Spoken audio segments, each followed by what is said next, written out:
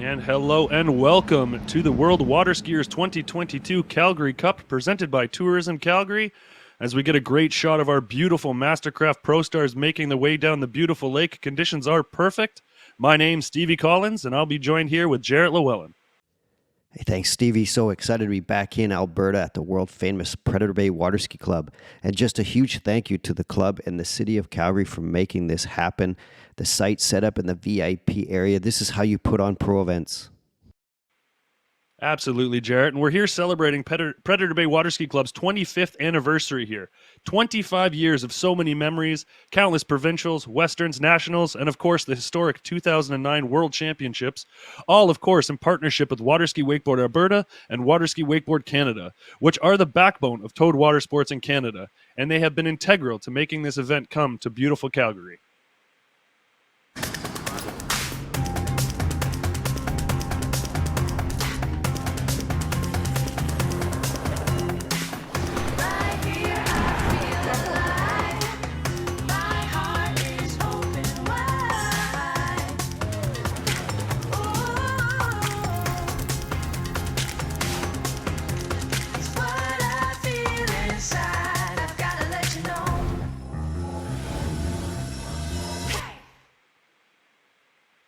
Some great shots there of what the city of Calgary has to offer. And as we look out on the water, we have one of our adaptive national team members, Brayden Chaucer, out there showing us part of his stuff.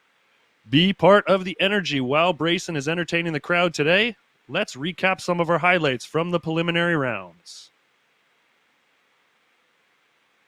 And starting off, we have Kennedy Hansen coming out on her preliminary round here in the slalom event, making her way here at 11.25 meters. You can see she's a little down course at a ball 3, gets the ski around number 4, so it looks like a confirmed 4 buoys for Kennedy there in the slalom on the preliminary round. Following Kennedy, we had Sasha Denyaskaya coming out, and just a little bit of trouble there at 11.25 meters, going down around buoy number 1. Following her, we had Brooke Baldwin coming out with a half a buoy on 11.25 meters, and a look at the women's slalom podium.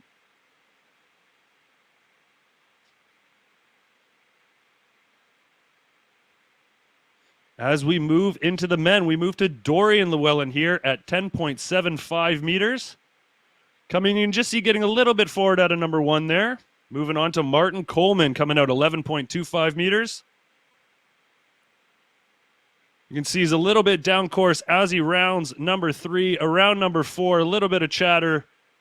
4 buoys for him at 11.25 meters. Following him, we have Joel Poland. Joel coming out here on the 10.75 meter line. You can see in great shape here, really showcasing his strong form he's had in the slalom event.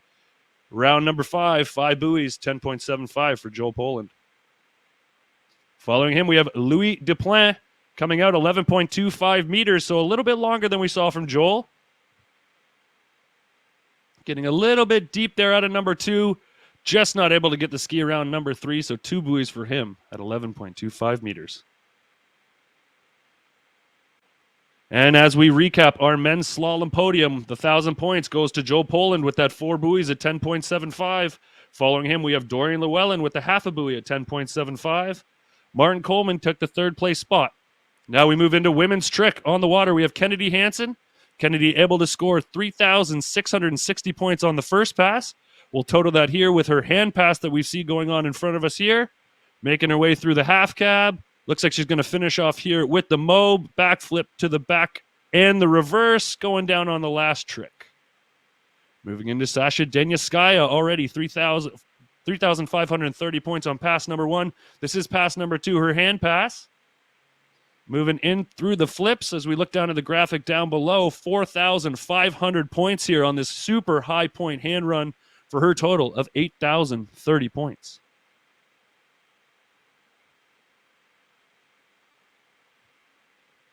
And we move into Brooke Baldwin. So Brooke going down a little bit early on pass number 1, only able to score 1,500 points. So she's a little bit behind the 8 ball here as she comes into pass number 2. But making her way comfortably through her flip run here, the backflip to the back, and it's reverse. Coming in for the Mo, back-to-back reverse stand-up run for Brooke on pass 2. And we get a recap there of our women's trick podium. Of our overall results after tricking. Kennedy Hansen sitting in first, Sasha Denyaskaya in second, and Brooke Baldwin sitting in that third place spot as we move into the men's trick. So we've got the hometown Canadian boy, Conley Pinette, on the water. 2,040 points on pass number 2, making it through his strongest of the 2 passes, his hand run here. Managed 5,410 points on this run for a total of 7,450 points. Beautiful ski lines here to finish off the run for Conley. And we move into Dorian Llewellyn, one of the favorites here in this overall competition. Super strong starting run, 4,590 points. And here he's into his second run, the higher point run, making his way through the flips. No wasted time at all. 6,910 points on this second pass for a total of 11,500 points for Dorian.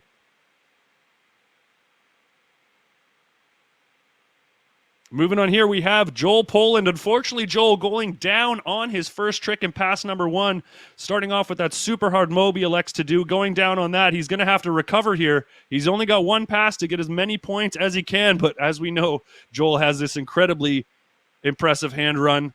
5,660 points will be his total here in the preliminary round. Not what he was looking for, but a great recovery. And we move to Martin Coleman. So Martin already 5,050 points on the first pass. Moving here through his second of the 2 passes, the handle passes, as he works his way through his flips. Some ski lines towards the end of the run. 5,370 points for a total of 10,420 points for Martin Coleman.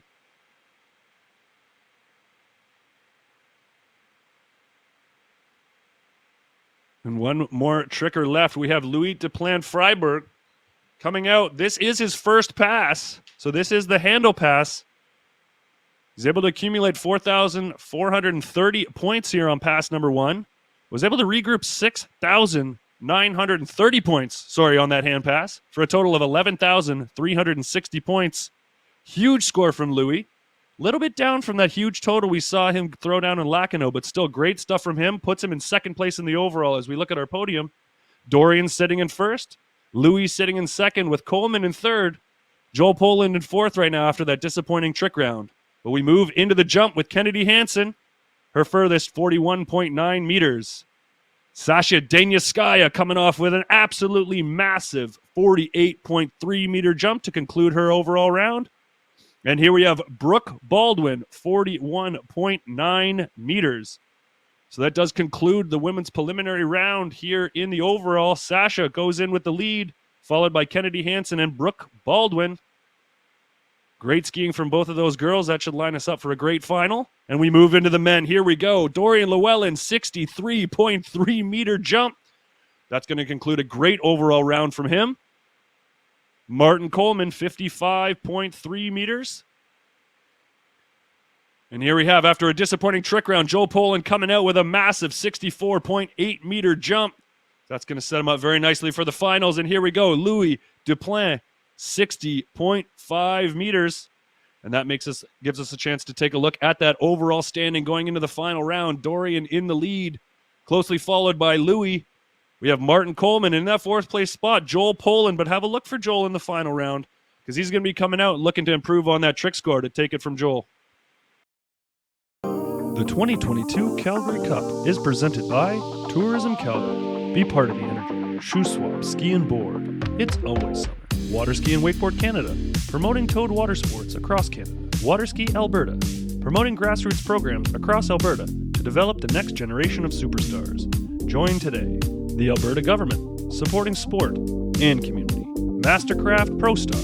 Built on a legacy of world-class performance. And WorldWaterSkiers. For all the live action, scores, world calendar, athlete profiles, and more, subscribe today at WorldWaterSkiers.com.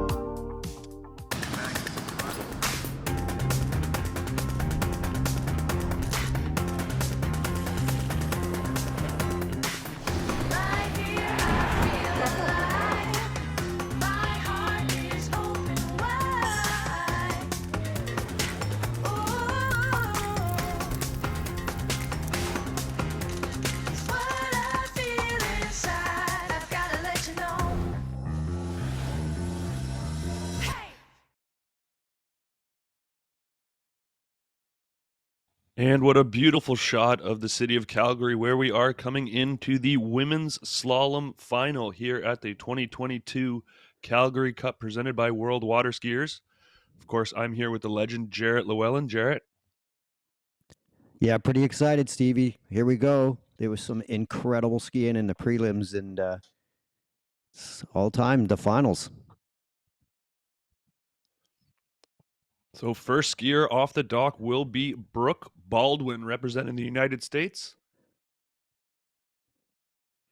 Stevie sees she's been pretty busy at school, and but back on the tour doing all three events. She's typically really strong in the slalom events. So here we go.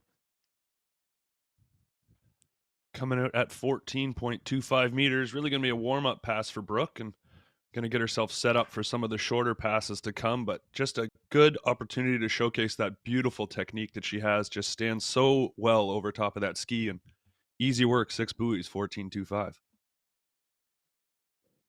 Yeah, she skied incredible in Lacanau. Tied top score with Paige, and but actually in the final stuck her arm in the handle, and she had to actually pull out of the trick and jump, so she didn't end up with an overall score. So she was leading that, and that's too bad. But she's had a few weeks here to come back, and seems like that injury's not holding her back.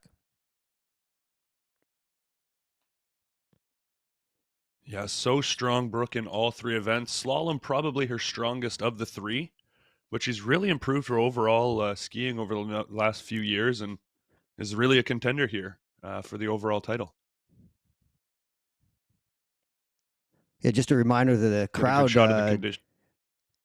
Yeah, just log on to World Water Skiers and pull up on your phone and see all this action that we're talking about. We're going to be seeing some, see what Steven and I are looking at. So make sure you log on to World Water Skiers and find the Calgary Cup event. It should be the main thing on the page. Yeah, we're just getting a great shot of the conditions here. Absolutely perfect. Just a little bit of a breeze out there, but nothing really for these skiers to contend with. And we're going to have a look at Brooke Baldwin coming in for pass number 2. This is 13 meters. So boat speed, of course, here for our women, 55 kilometers an hour. And again, Just love her just another style, Steve. warm-up She pass just for Brooke stands here, up over 13 that meters. ski, huh?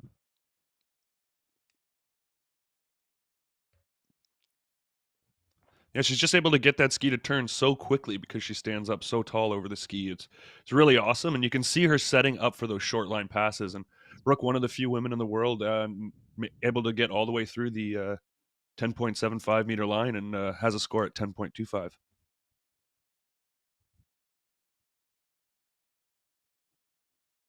Yeah, she just a slalom. Just her slalom is so incredible. Incredible edge change, just so centered over the ski.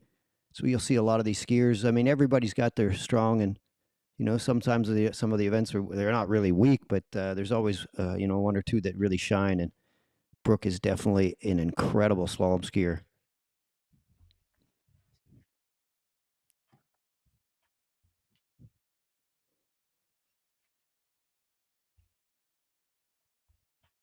So another great shot of the beautiful conditions here at Predator Bay, our host site for this tournament, and one of the most beautiful sites in the entire world. Host Yeah, of the just incredible. 2009 Worlds. 2009 World Championships, Stevie. You were there. Incredible crowd. It was just an incredible event, and we just love to be back here. All right, so we look on the water. Brooke Baldwin, 12 meters. So just a reminder, this is the last pass where that rope is longer than the distance out to the buoy. So starting to get into some short line here, but no issues for Brooke so far.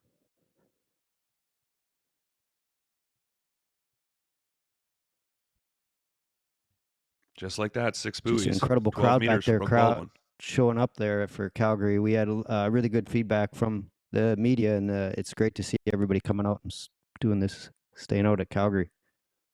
Here we go, Stevie on the replay.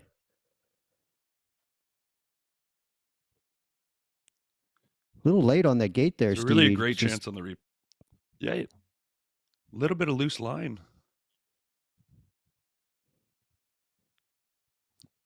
pretty good pass, but really good edge changes. Quick. Love her edge change. loading up before the first wake and pulling the ski under off the second wake and just being super early coming into each buoy.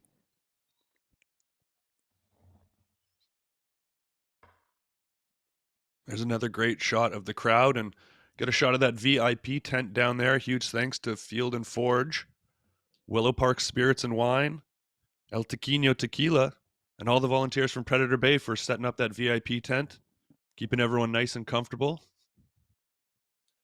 Getting to Yeah, the enjoy the 25th beautiful anniversary conditions here out for the here. Predator Bay Club, and it's just incredible. The Alsip family and all the volunteers setting up that VIP, just incredible to see. This is the way you put on events. Here we go, Stevie. All right, 11. now eyes on the water. 11.25 meters, Brooke Baldwin. So the rope now half a meter shy of the distance to the buoy, getting really deep out of number one. She's going to have some work to do here as she makes her way through. Little delay out of 3, but she's still in okay shape into 4, just blowing the fin out there around number 4. Yeah, a little deep out of 1 there. I was surprised that she got that far down the course, and she kept, I thought, man, she's going to get back into it. Let's see this back on the replay. Good setup, good glide, good speed. Still late on that gate, Stevie. Super deep, coming in a bit narrow, just not getting the angle. She's scrambling here. Her edge changes are starting to get late. She's losing line, coming in too much speed, and just too much speed, and trying to, slam it back in and get back in the game and try to run the pass, but blowing out the fin there, Stevie. Oh my.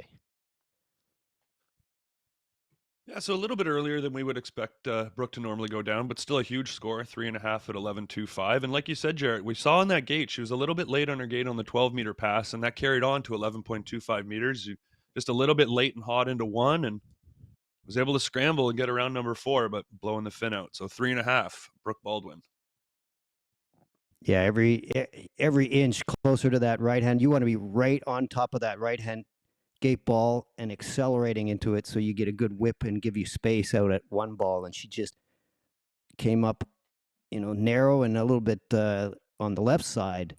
And that's definitely going to take space out from that into 1 ball there. So, a lot of these are not super strong. Brooke is pretty tall, but can't come up short at 11. You're already short. The rope doesn't reach the buoy anymore. It's already half a foot short of the buoy. Absolutely. Kennedy 11.25, here. margin of error just so small. But now we get a good shot of our next athlete coming off the dock, Kennedy Hansen. I believe Kennedy's our youngest competitor here on tour. She's at school as well, collegiate skiing. Focused a lot. Wasn't able to come. It's a little tough with COVID and all the restrictions and traveling. Kennedy did not participate in Lacanau, so this is her first event, but just a solid overall skier. Yeah, I've watched Kennedy ski at the junior and under 21 worlds and super strong in all 3 events, coming out here in the slalom. So it'll be her first of 3 events here in the overall. 14.25 meters.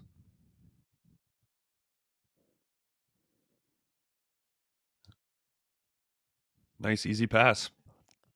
Yeah, left foot forward skier. You see a little bit different styles in everybody. Definitely Brooke and Kennedy standing up over their skis, nice and solid. Kennedy's got that, outward rotation lean, but really cool to see the different techniques. And remember, if you have not joined World Water Skiers as a participant or fan, you are missing out. Anyone and everyone can join. If you are a pro, amateur, a judge, a club, or even a non-skier, like a mom and dad, a grandma or grandpa of an athlete, you can sign up today to stay connected. You can follow the kids to see where they're skiing, when and how they're doing. It's a platform just like Facebook or Instagram, but for the water ski community. Really an awesome platform, worldwaterskiers.com. So if you haven't gone, go check it out. We are broadcasting live there right now. Jarrett, you've been integral in World Water Skiers. Such a cool platform.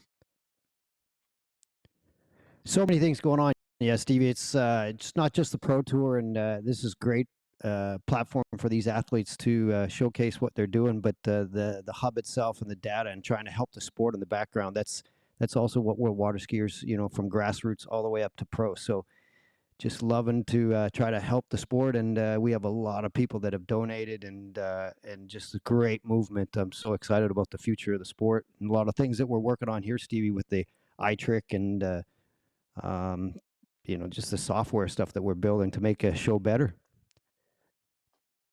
Yeah, really helping bring the sport into the 21st century, and some really cool stuff going on. And right now on the water, we had Kennedy Hansen, so that was her 13-meter pass. So gonna get the slow motion replay here. Jarrett, talk us through her technique here. Yeah, left foot forward skier, coming into her good side here and getting a really good hookup. But 32 off is pretty easy pass for her. Most of the skiers look at the wind. Conditions are ideal here, not a big deal. But usually the first two passes are pretty easy, and they're going to get a setup. Some sites are different, a little shorter setup, but here you got long setups and a little tricky at the far end. You come around the corner, you got to pull out. So just feeling everything out on the first two passes, and once you get to 35 off, it's go time because you can't really screw up. You start getting pretty short, and then the 11-meter, you're kind of trying to set that up for the wind. Typically in your preparation for the event, and then make sure that you get to 39 and be challenging the leaders and be on the podium. Well, absolutely. And this event obviously a little bit different than an individual event. These guys not skiing for the slalom title here. They're all looking for the overall event. So sometimes that can change a skier's strategy as well. But let's see what Kennedy's got at 12 meters. She's going to need to get through all 6 if she wants a shot to stick close to Brooke. Great start here. She's a little bit down course at 4, but looking good around 5. No troubles at all. Kennedy Hansen, 12 meters. She's going to get a shot to come back, 11.25 meters, where we earlier saw Brooke Baldwin score 3.5. There we have Sasha on the dock. She's her first event into Calgary, same as Kennedy. Just pull out, two-handed, left foot forward. A little narrower than most, but right on the right-hand gate ball.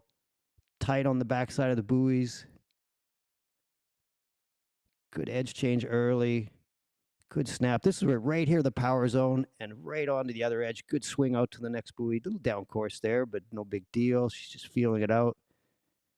She want to be thinking about that and goes, okay, next pass, I'm going to do a few little tweaks and try to make each pass better so that you can try to stay ahead.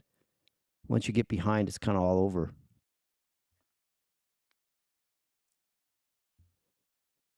How good's the crowd, Stevie?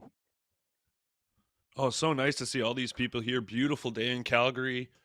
Well, we're 30 plus degrees here. Sun is shining, and got And a headwind. Huge crowd here supporting our fans. A little bit of a headwind later for the jump. Yeah. But here we go. This is the money So pass here we go, right 11, now. Stevie. She's going to be looking for buoy number 4. Let's see what she's got here. She needs a good start. She's a little delayed at a 2. Long pull to 3. She gets the ski around. Can she get around number 4? She can. Can she get back to the wakes? Yes, she can. So that'll look to me like 4 buoys for Kennedy Hansen at 11.25 meters. Taking a little look at the jump ramp there, Jarrett. Everybody's excited about this headwind popping up, but pretty decent pass there. Just you called it, Stevie. Right on pretty decent one. A little down course, but she definitely wants to try to make it up here and just stalls out and loses some angle and then pulls long into 3, not getting the angle and just being down course and pulling long into, but just in her head, she's like, you know what? I just want to get this full point and stay in the overall race and take the lead here. So that sets her up really well for the rest of the event. Yeah, we talked earlier that Brooke, super strong in the slalom, going down a little bit earlier than she would have liked, and that's very significant for a skier like Kennedy to match Brooke and actually pass her in the slalom event. So that'll be interesting to see how that plays out for the rest of the event. Yeah, Kennedy's strong event is the trick event, so she'll come back and she's really solid. They're all good, but she's definitely she's only jumping on the 5-foot ramp, so she's going to struggle there to keep up. So you always got to shine in your strong event in case something goes wrong in your bad event. So that's always happened to me in slalom. I wasn't the best slalom skier, a little short on the height, but I was always more worried about slalom than anything. So we'll see how everybody. It's a chess game out here, and everybody's the emotions. We call it a roller coaster ride for the overall race, and it's just nonstop. You can never, even if you go down early, you just say, you know what, I got to stay in the game. Well, not many people did it better than you, Jarrett. One of the best overall skiers to ever do it, and yeah, it'll be interesting to hear your take as we go through and talk about the mentality of these skiers, sort of the strategies that each one of them takes. Because competing in overall, as you mentioned, very different than just trying to ski for the individual events. Yeah, Sasha, We'll just get a get good in the look boat. here You of just our the last body, skier. like for each body part, like slalom is all back and shoulders, and trick you got to be limber and core strength and very agile, and then jump is all legs and hips, and and each one of them kind of destroys the other, so you actually end up being just a full-on knot all the time. So these guys are just incredible, trying to adjust and make sure their bodies just stay healthy enough to get to the next event. All right, on the water, 13 meters, Sasha Denyaskaya. Same as the other two girls, coming out 14.25 meter rope. So nice, easy warm-up pass for Sasha. And coming out because she was our top overall skier in the preliminary round. Nice, easy 6 buoys for her. She'll be coming back 13 meters next. Yeah, she's a super strong jumper, and she actually took out the last World Championships. It was incredible. The nerves and everything, but she just came in, and she's. I think she was underestimated. She come in, and she just. When it comes to a big event like that, all these guys are so close, and whoever can handle the pressure is the one that comes out. And it was just incredible that she came out and won the World Championships at Jack Travers last year, and we'll actually be going back there, this year. Every 2 years we have the World Championships, and these athletes will all be going for a world title. And some of the closest overall battles that we've seen in a number of years, both in the women's event and the men's. It's been so exciting to watch how close and how talented these athletes are, and the overall scores that have been coming out of these events over the last few years is just, it's unbelievable. As you said, Sasha taking that title at Jack's. Yeah, their Slalom sport is probably of the three really. would be Sasha's weakest event, but still a very, very good slalom skier. And seeing Brooke and Kennedy with that score at 4.5, 4 and 3.5 at 11.25, she knows she's capable of getting that. So let's see what she's got here, 13 meters.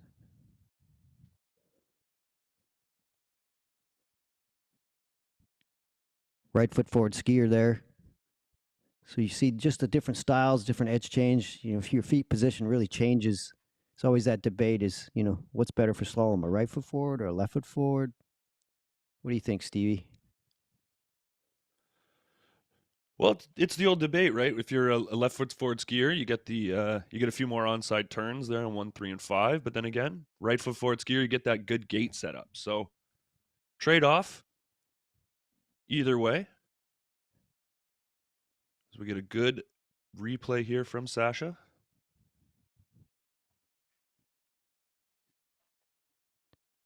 And like you said, Jared, each Still slalom know that skier has really, a and all these slightly guys are different great. style, right? Yeah.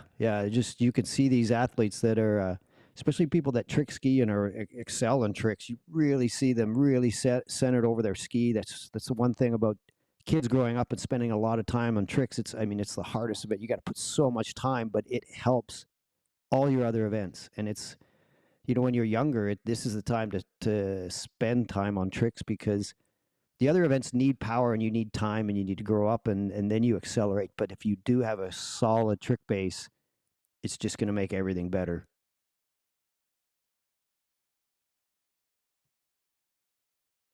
All right, and we move to some short line now, coming in 12 meters. So she needs to run this pass if she wants to stick with Brooke and Kennedy. She's got a great start here at a 1. Little bit of a delay out of ball 2, but nothing she can't handle. She's a little deep at 3 here. She's got a little bit of work to do, but she's staying calm. Little bit of a hitch around 5, but she's around 6. She gets it done, and she's going to get a chance to come back. 11.25. Yeah, another really solid pass. You just see a little different styles and pull out on the gate, kind of through the middle there. Nice solid style. You see the different techniques. Like to see her drive out on 2-4 a little bit better. That's typical. 1-3, coming into 2-4 on a right foot forward skier, you tend to open up and then not drive out. It's typically you come up short and then you rear and then opposite at first. So a lot of things have changed in the sport: bindings and skis, buoys. We're actually at altitude here in Calgary, over 3,000 feet, and most of these skiers all train in Florida. So, I mean, it is beautiful out here, but these guys are typically training in warmer water. So, coming here, the water is a little bit colder, so the texture of the water is more dense. So that your ski sitting higher, you're faster. So you have to take all that into consideration, and then you're winded a bit. Make sure you breathe at the end. So all these things is as you evolve, you learn to deal with these pressures. All right, and she's got a little bit of work to do here. She's delayed out of 1. She gets around number 2, not able to get to number 3. But that puts her fairly close to the other girls. If we look at her, how strong she is in the trick and jump event, she's only a buoy and a half down on our leader, Kennedy Hansen. And so even though not what she was looking for there at 11.25, I think that's probably enough to keep her in the hunt here for overall. But walk us through this start here, Jarrett. Pretty decent. Could have been a little tighter down course, not getting the angle in the rollout, and definitely narrow coming into 2. And she didn't want to lose the handle, get that full point. Every half point is going to make a big difference. So she's happy with that score. She knows that she just needed to stay in tight, like you said. So she's sitting well. So we look how that pans out in the overall. So Kennedy Hansen taking the 1,000 points with the 4 at 11.25. Just half a buoy behind her, just 11 overall points, 9,089 for Brooke Baldwin. And the skier we just saw, Sasha Denyaskaya, really only 44 points down on the girls. That's not very much in the overall. So still a super close race. Only about 40 points separating our leader from our third place skier. So great stuff, Jarrett. Going to be very exciting to look into the how this pans out over the trick and jump. Tight. That's what we like it. Nice and tight. So the game is on. So here we go. And, we got the boys up next, and maybe we'll cut to commercial, but it was just awesome skiing. We'll be right back.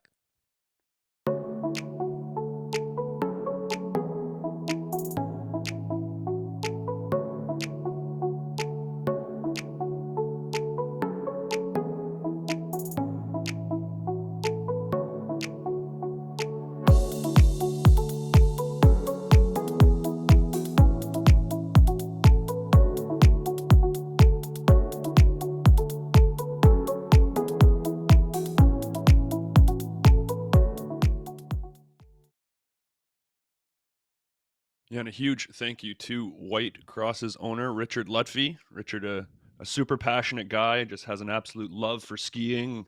Was actually out here yesterday competing and got a new personal best in the jump event. So a huge thank you to Richard and White Cross for everything that you do. Yeah, that was awesome. The way we like to set up these events with the pro-am, with the juniors, the incredible skiers coming up and being an opportunity to ski with the pros.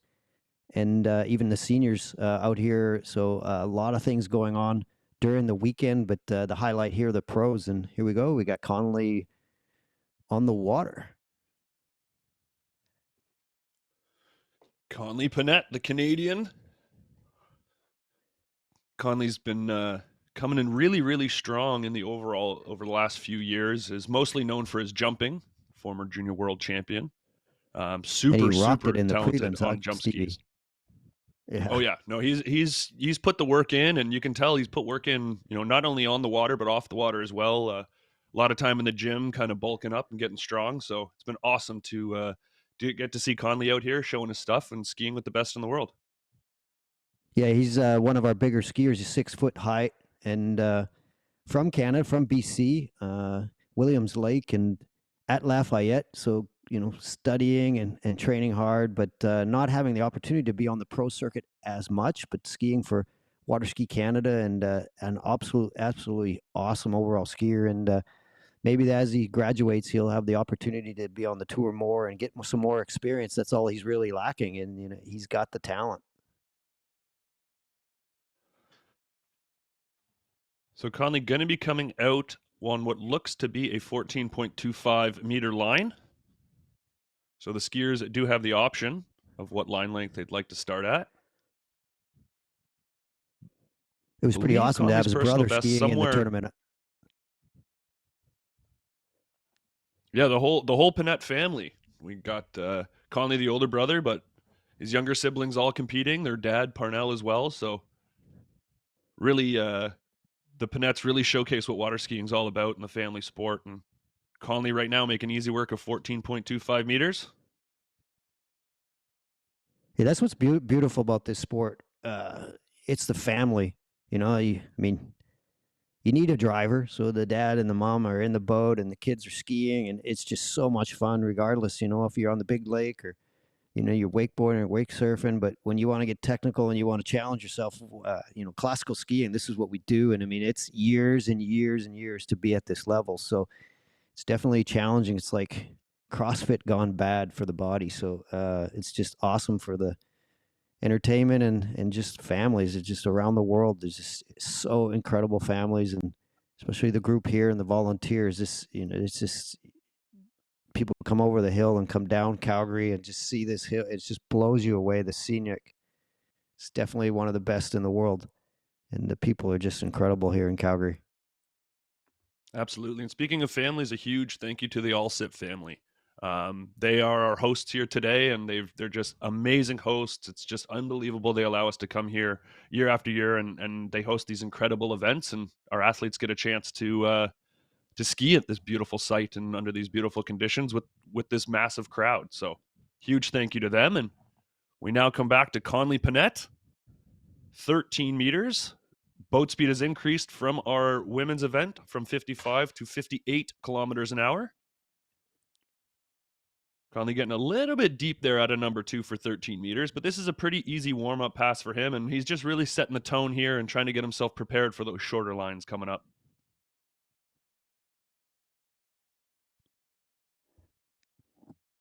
Yeah, beautiful pass there.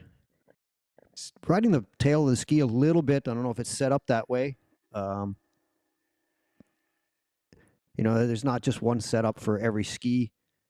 So technical, the bindings and the ski and your weight and the speed, how you pick it, how you set up your fin. You can, depending on what style, if you use your knees, if you're stiffer, or, right foot forward, left foot forward, it's a lot of tweaking to get it right. I mean, just standard setups from each ski is not, it's a good place to start, but it's not usually where everybody ends up. And it's just like, Conley's setup is definitely probably not the same as Joel's setup or Dorian's setup. So it takes years, and you got to get to know. It's like a race car, adjusting your fin and to make the car go faster. And these guys know what they're doing, and good coaches, help that along. That's what helps the sport move to the next level. Absolutely. And Conley skiing primarily with Matt Reaney down in Florida, and Matt has works hand in hand with Radar, one of their top designers, and he'd be working with Conley getting that fin dialed in. And here we go. We're now at 12 meters for Conley Panette. He's looking good out of ball 2. Nice tight line out of 3. Little delay out of 4. He's got some work to do. He needs a big turn at 5. Can he get out around number 6? He's around 6. Can he hang on? Oh, wow, Jared. Oh man, that was a struggle. That was like that was an oh-no at 4 ball. So definitely a scramble. You don't want to panic. You don't want to make a mistake on top of a mistake, because it's usually over. So that would have happened at 2 ball. He definitely would have not got through that pass. So I don't know if we'll see a replay there, but definitely sitting down there in the water, and his heart's probably just pumping, and he's hopefully trying to laugh it off. But he's got to correct a few things, and You see the wind there. It's going down the lake, so that was a tailwind for that pass, and he's going to come back for the headwind. So hopefully that's a wake up call because he needs to get deep into this 11-meter line. And sitting in the water, that probably didn't go the way that Conley was hoping. So he'll be taking some deep breath, trying to calm that heart rate down because he knows that this is the pass that he needs. This is the serious pass here, the 11.25-meter line. He knows he needs to get all the way on through paper. It's all 6 is 6, right, Stevie? It's like it doesn't matter. He's moving on. No style points in slalom. So here we go, 11.25 meters, Conley Panette. He's going to need to get deep down this line, if not all the way through, if he wants to stick with our top-seeded skiers. He's in decent shape at a number 2. Let's see what he gets at number 4. A bit of a big turn at number 4, over to number 5. Oh, and just blowing the fin out, coming around 5. God, he was looking good, Stevie. He's like, I mean, a few mistakes, but he wasn't panicking, and he was moving down the course and just jumping inside the line on 5-ball, and probably thought, geez, just one more ball. That's usually the kiss of death there. So we'll see this on the replay. Up on the boat, drifting back a little bit. It's a little narrow here, kind of through the middle. A couple things, just, up on the front. Down course a bit here. A little late on the edge change. Losing the line, being inside, but handling it. Still getting turns out, losing some slack. Definitely losing angle and coming in here and trying to get back into it and just get rid of that slack. And he jumped up on the nose, and that blew out the fin, and it's all over. So still great skiing from Conley. It'll be 4.5 at 11.25. I'm sure as he's swimming in, he's kicking himself. He just needed that one more turn to get a shot at the 11.25, but a good, strong start for him in the overall. As we get a good look of our next skier, one of the favorites in this event, Joel Poland, the defending world overall champion. Coming out a little bit earlier in the order than we would normally see Joel. Yeah, that was went down a little bit early in the trick event. A little odd to see. Yeah, he had a back injury just at the last event. His back tweaked up and tightened, and he came in here and his TOEIC 5 back. He actually fell on his first trick yesterday, which is like, if the field would have been deeper, he might have been hard pressed to move on to the next round. And just uncharacteristic of Joel. He's just a phenom, just out on the water, just having an incredible time. And the guy is just incredible in all 3 events. Him and Dorian have been banging it out at every event, and he actually came second in France. Louis had an incredible event, just stomped the trick event in France, and Joel and Dorian was the lead going into the finals, and Dorian goes down in tricks, and Louis stomped tricks, and then Joel was actually sitting in a awesome spot and all he had to do was jump pretty decent, and he ended up coming up a bit short, and Louis took out the title. So here we go, Joel, first pass. You see Joel coming out at a shorter line than we saw from Conley, coming out on the 13-meter line. And as you were saying there, Joel and Dorian really rewriting what it means to be an overall skier. These guys are elite in all 3 events, and Joel can literally podium and win an event at the elite level in all 3 events, something that we've really never seen before the likes of the Joel Polands and the Dorian Llewellyns.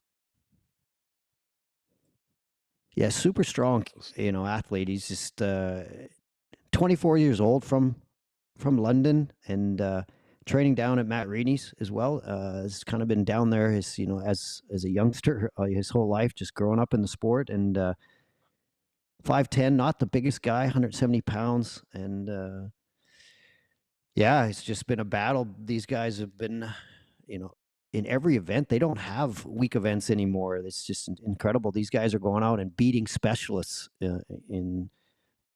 Dorian was top seed in the finals in jump and ended up winning tricks, and Joel was right there, and then Joel was on the podium, and he won the Masters. So pretty incredible. Yeah, they're really the 2 of them just pushing the sport to a new level. It's been so fun to watch them both battle back and forth. As we said, Joel coming out, going down a little bit early in trick, but that's so uncharacteristic of Joel. Such a professional. He's going to regroup here in the finals, and he knows what he's got to do. So coming back on the 12-meter line here. So really just a warm-up pass for Joel. Pretty crazy to say that 12 meters is a warm-up pass for anybody, but he can really literally run this pass in his sleep, getting himself set up here for the shorter lines. So easy. Really incredible that he actually skis left foot forward, and like, I don't know if a lot of people, we talk about this a lot, but it is pretty crazy. He's left foot forward in slalom, and he tricks right foot forward. So he switches feet, which it just shows you how many sports he's doing. He's just going out and goofing off. He's like, he doesn't even, he's so just anything. Like that's insane. So you'll see different styles, but it's interesting. I mean, especially in the jump event, I know that, I was right foot forward, so, my dominant foot was right, so it definitely helped me. I like cutting into the ramp and knowing my dominant foot's going to hit the ramp first. So, for Joel coming in and, being confused with which is your dominant foot, I don't know if I'd like that. Well, he really is. He just has a natural feel on the water. You can see it in all three events, and not only that, not only is he so talented, hardworking, and he has fun out there. You saw when he got into the water, kind of diving into the water head first, doing a front flip. He's just always having fun out on the water, always has a smile on his face, and I would too if I could ski like Joel. Yeah, it's pretty amazing. All these kids, go on WorldWaterSkiers and click on their profiles, and you'll find their social media, Facebook, Instagram. These guys are out having a good time. You'll learn as a child watching, as a kid growing up, you get so many ideas from what these guys are doing. And sport and this social media allows the sport to elevate to a new level because everybody can see what everybody else is doing. And you really got a chance to see Joel's talent there, making 11.25 meters look so easy with the rope coming half a meter shy of the buoy. That looked like it could have been 14.25 meters from here. So Joel's on a roll here. He's now gotten to 11.25.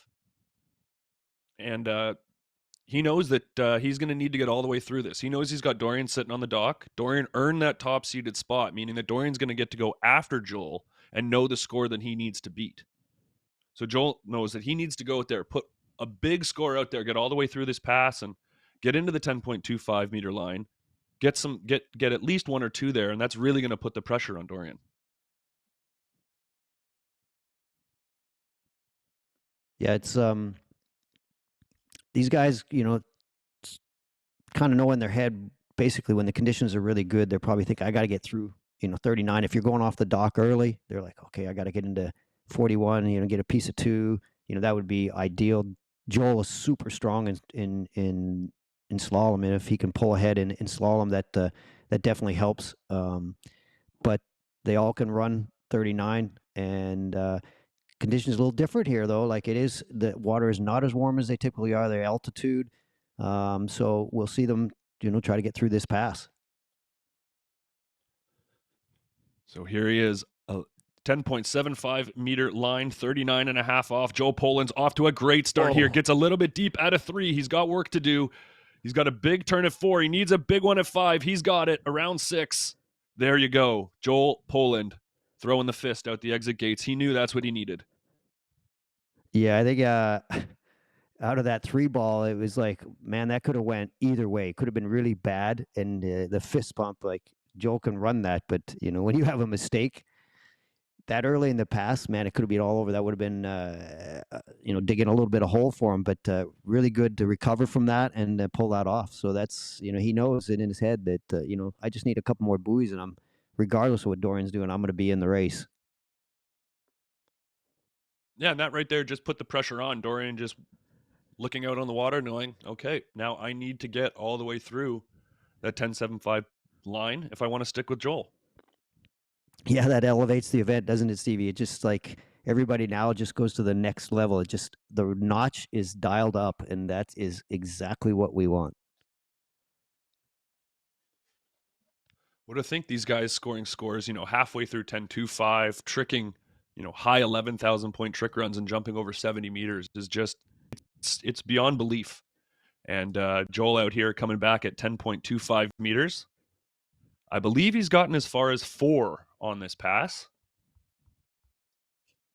So let's see what he's got here today. He's going to need a good start. It's all about the gate. So he's got good speed here on the gate. Does he get a good turn at 1? Little bit deep at 1, but he gets out in around 2. And a full 2 buoys, 10.25 meters with the fist throw. Jarrett, that is going to be significant moving forward. That is huge. I mean, Joel's not the tallest guy. I think he was, what did we say, 5'10"? And then that's 41 meters, 10.25. That's 4.1 feet short of the buoy, 1.25 meters short. And so you got to use your whole body. You got to time it, swing out, hit the swing right at the buoy. Try not to just see the intensity there. 8, pull a little long into 2, but just, not, losing the line. It's so short. Just any mistake, you're pretty much all over at this line length. Yeah, so a That's a massive great score, and everybody's all from the fired young up man now, from- Stevie. I just love watching these battles these days. These kids just deliver time and time again. And it's just so fun to watch. I feel very privileged to get a chance to watch it. There we got Martin Coleman on the dock, former world champion. Kind of the old man in this, the most experienced. So you'd never count this guy. Just it's been incredible and working for good now. Spending a lot of time not having the chance to, overall is a full-time job in itself. And so to have a job and also do overall, that's man, that's hats off to that guy. That's experience and just being able to manage your time and be at this level. Absolutely. And like you said, right, these overall athletes, in order to stay in shape, sometimes on the water 4 or 5 times a day, to stay in shape and to be able to get these scores. And like you said, Martin's spending most of his time now helping develop Skis Are Good and working with them. Not able to spend as much time on his own skiing, but still out here competing with these guys. He's a veteran of the event and very, very smart competitor. So we see him getting set up here. Martin's 30 years old. Former overall from world Czech. champion.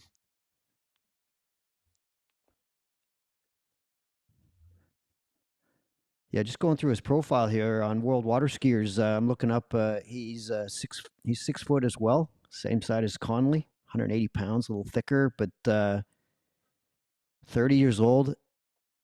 Gets you the experience. He's like fine wine here. So typically, this is Martin's strong event. He's being able to dial in the skis, get the skis that he wants. Slalom. It's so technical, and that working with a company and having the opportunity to get a great ski, just time on the water is just something that cannot be neglected. He's not had the time on the ramp, and he's back a little bit, so he's definitely got to be strong here in the slalom run to stay in the game.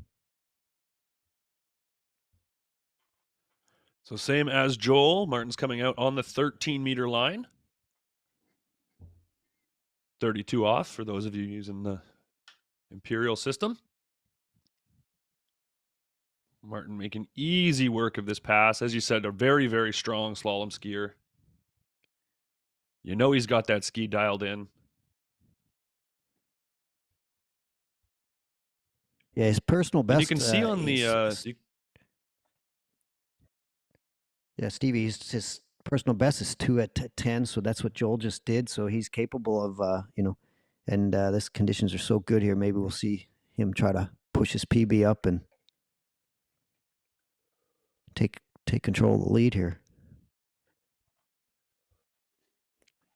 Yeah, and as you mentioned, talking to Martin, hasn't spent as much time on the jump ramp as he would have liked, so he's going to be a little bit behind there and capable of getting into that mark where Joel just did, at that 2 buoy mark at the 10.25. So if he wants to stick with Joel and with the likes of Dorian, he's going to need to get all the way through that in that PB territory.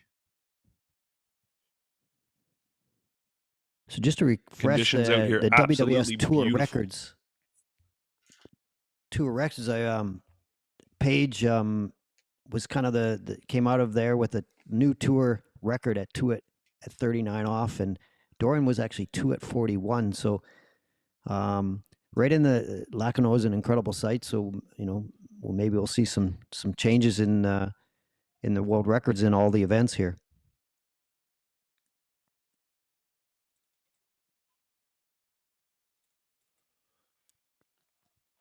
All right, so 12 meters. So using that height there, does a great job of getting that body stacked behind the boat in great position, accelerates across. 12 meters, nice and easy.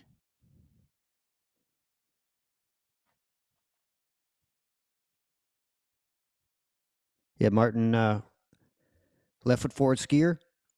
They technically a little bit narrow on the gate, but good change. I think he's running a double boot there. Actually, a little late on the edge change there, but not too bad. Just feeling stuff out here on this pass. Didn't have the prelims that he wanted in slalom. Had a little bit of bobble.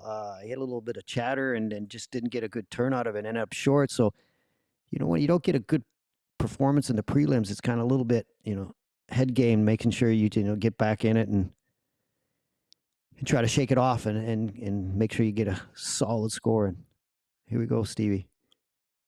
So he's got a little bit of a tailwind to contend with here. 11.25 meters.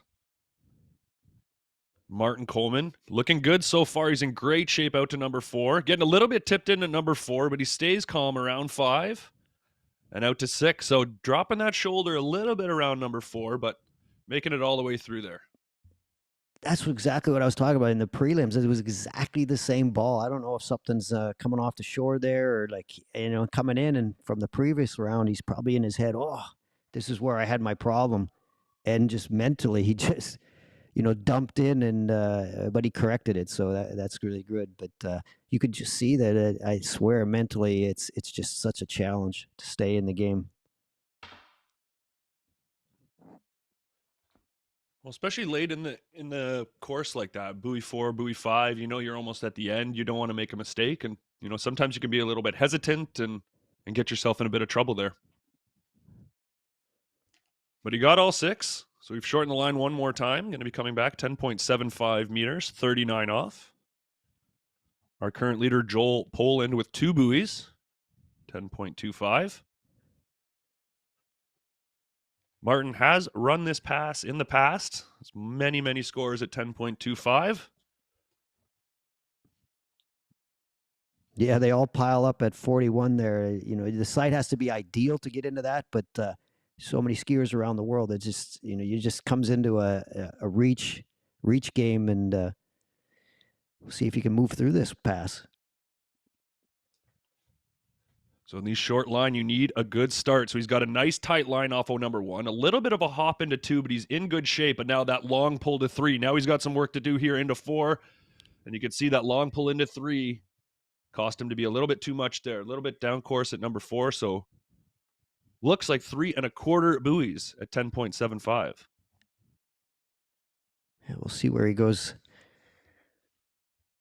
Wrong. He had good one ball. Good edge change, hopping right over the other edge. Down course on 2, must have come in a little bit narrow and jumped on the inside edge too hard. Just losing some angle here, pulling super long and just coming up short and letting go. Wonder if he got the 1/4 buoy. I think he did.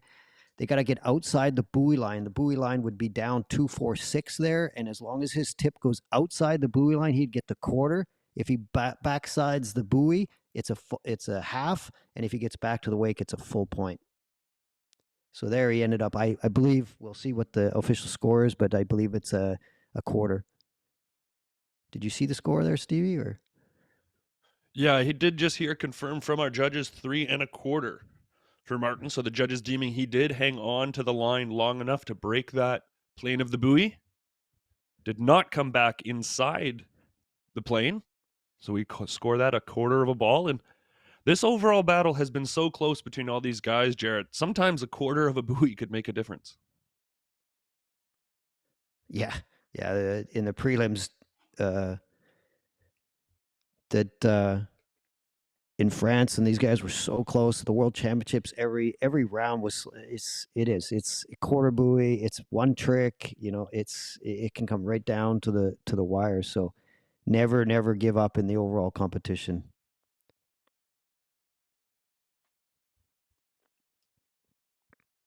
So we move on to our final slalomer in this event, representing France, Louis Duplan-Fribourg.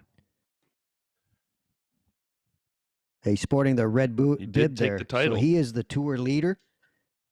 He did, yeah. Dorian last year, he's wearing the gold bib, which is the tour champion. Won the title last year. We had 2 events. This year we're having 4, so we have a year-end bonus pool, which hasn't seen since 1990.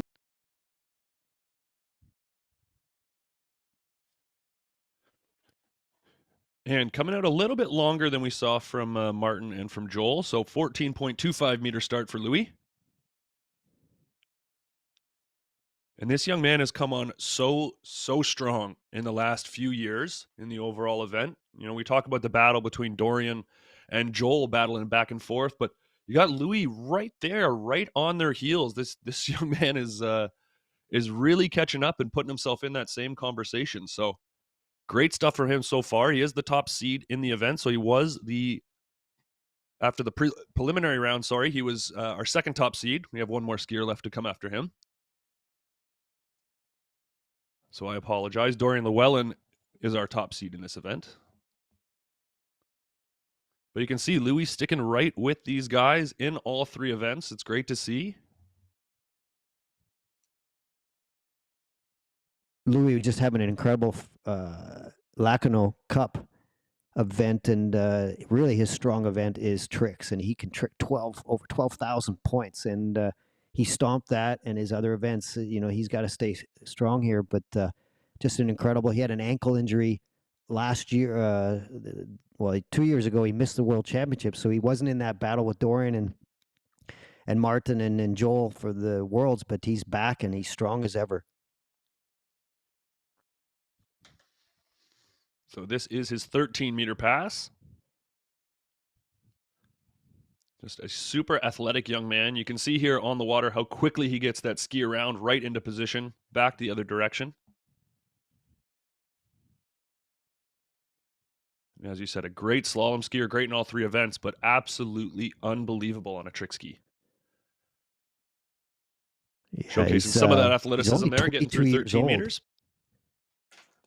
He's pretty young in here. He's 22 years old, from France, but started skiing at 6. No, sorry. He started skiing at 2 years old and started competing at 6. So, and him and his brother, both these guys are jacked. Like his brother's 18, and they're so strong. And you watch them warm up and train, it just tires me out just watching it. So they are intense.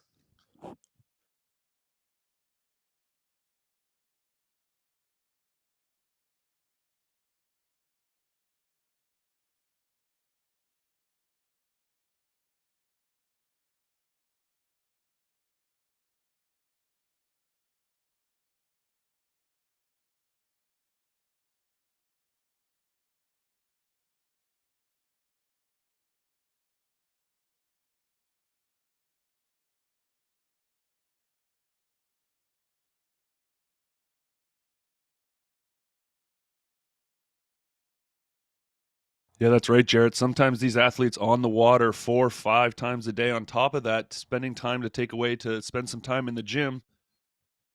And Louis obviously put the hours in, back for his 12-meter pass here. Ran this pass in the prelims, coming in with a preliminary score of 2 buoys at 11.25.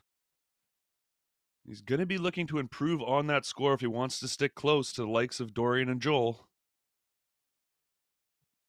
There we go, 6 buoys, 12 meters for Louis Duplan-Fribourg from France. Yeah, Louis he ran 2 in the prelims, which he's definitely capable of running. Running 11, even running 39. So it's the first round, just feeling everything out, and he knows he needs to go deeper than that for the finals. One just earlier, we saw Martin Coleman coming out with that 3.25 at 10.75. So Martin and Louis probably looking to battle it out here as well. So he knows what he needs. So if he wants a shot at that 3.25 at 10.75, he needs to make it all the way through 11.25 meters. And Jared, maybe just talk us through a little bit about that strategy and what goes on in an overall skier's head when, you already know the score you need and now you got to go out and get as close to it as you can. Each event you're trying to just feel out the conditions, make sure you pick, and slalom. Typically, you get two warm up passes, but you're definitely going to set it up, and you just want to get in the groove. Tricks is a little harder. You got to come out and just throw down, especially in the finals. Maybe the prelims you're going a little bit easier, but jump you definitely after the first round and going into the finals, you definitely want to put up and. All right, here he comes. Louis in for his 11.25 meter line. He's got a good turn at 1, but oh no, he's got a big delay at number 2. He's got some work to do. He's down course at number 3. Needs a big turn at 4. Can he get his ski out around number 5? No, he cannot.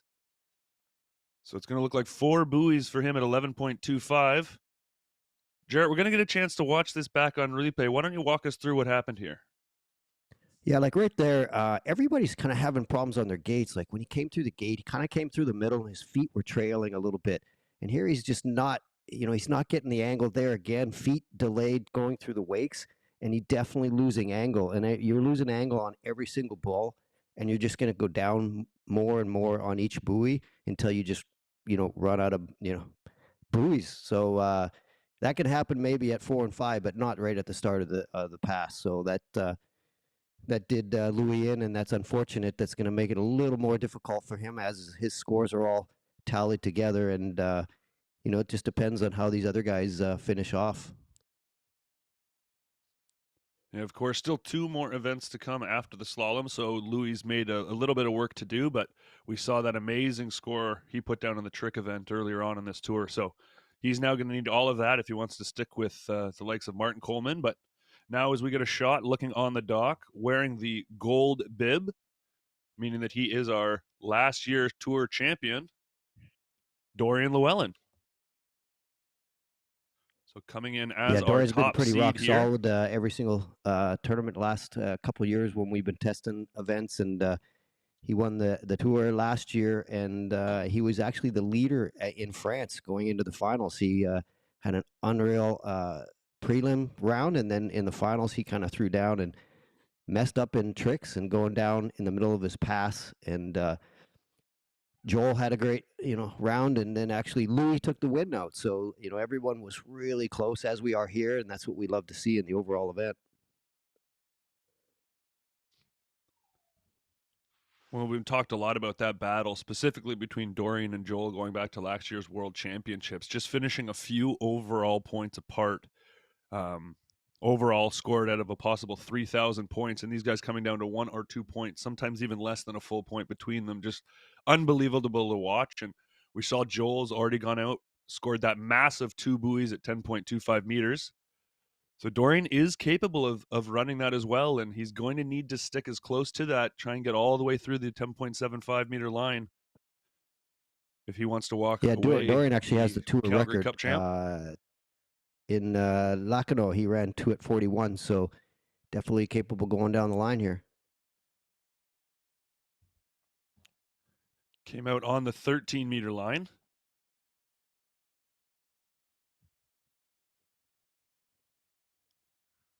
Yeah, 13 meter, Easy 32 work. off. Depending on feet or meters. It's funny, around the world, everybody goes down, and it's like what everybody says, but that's the green line length, and it's about 6 extra feet. So he's got extra room, to go around the buoy. This is a nice warm-up pass.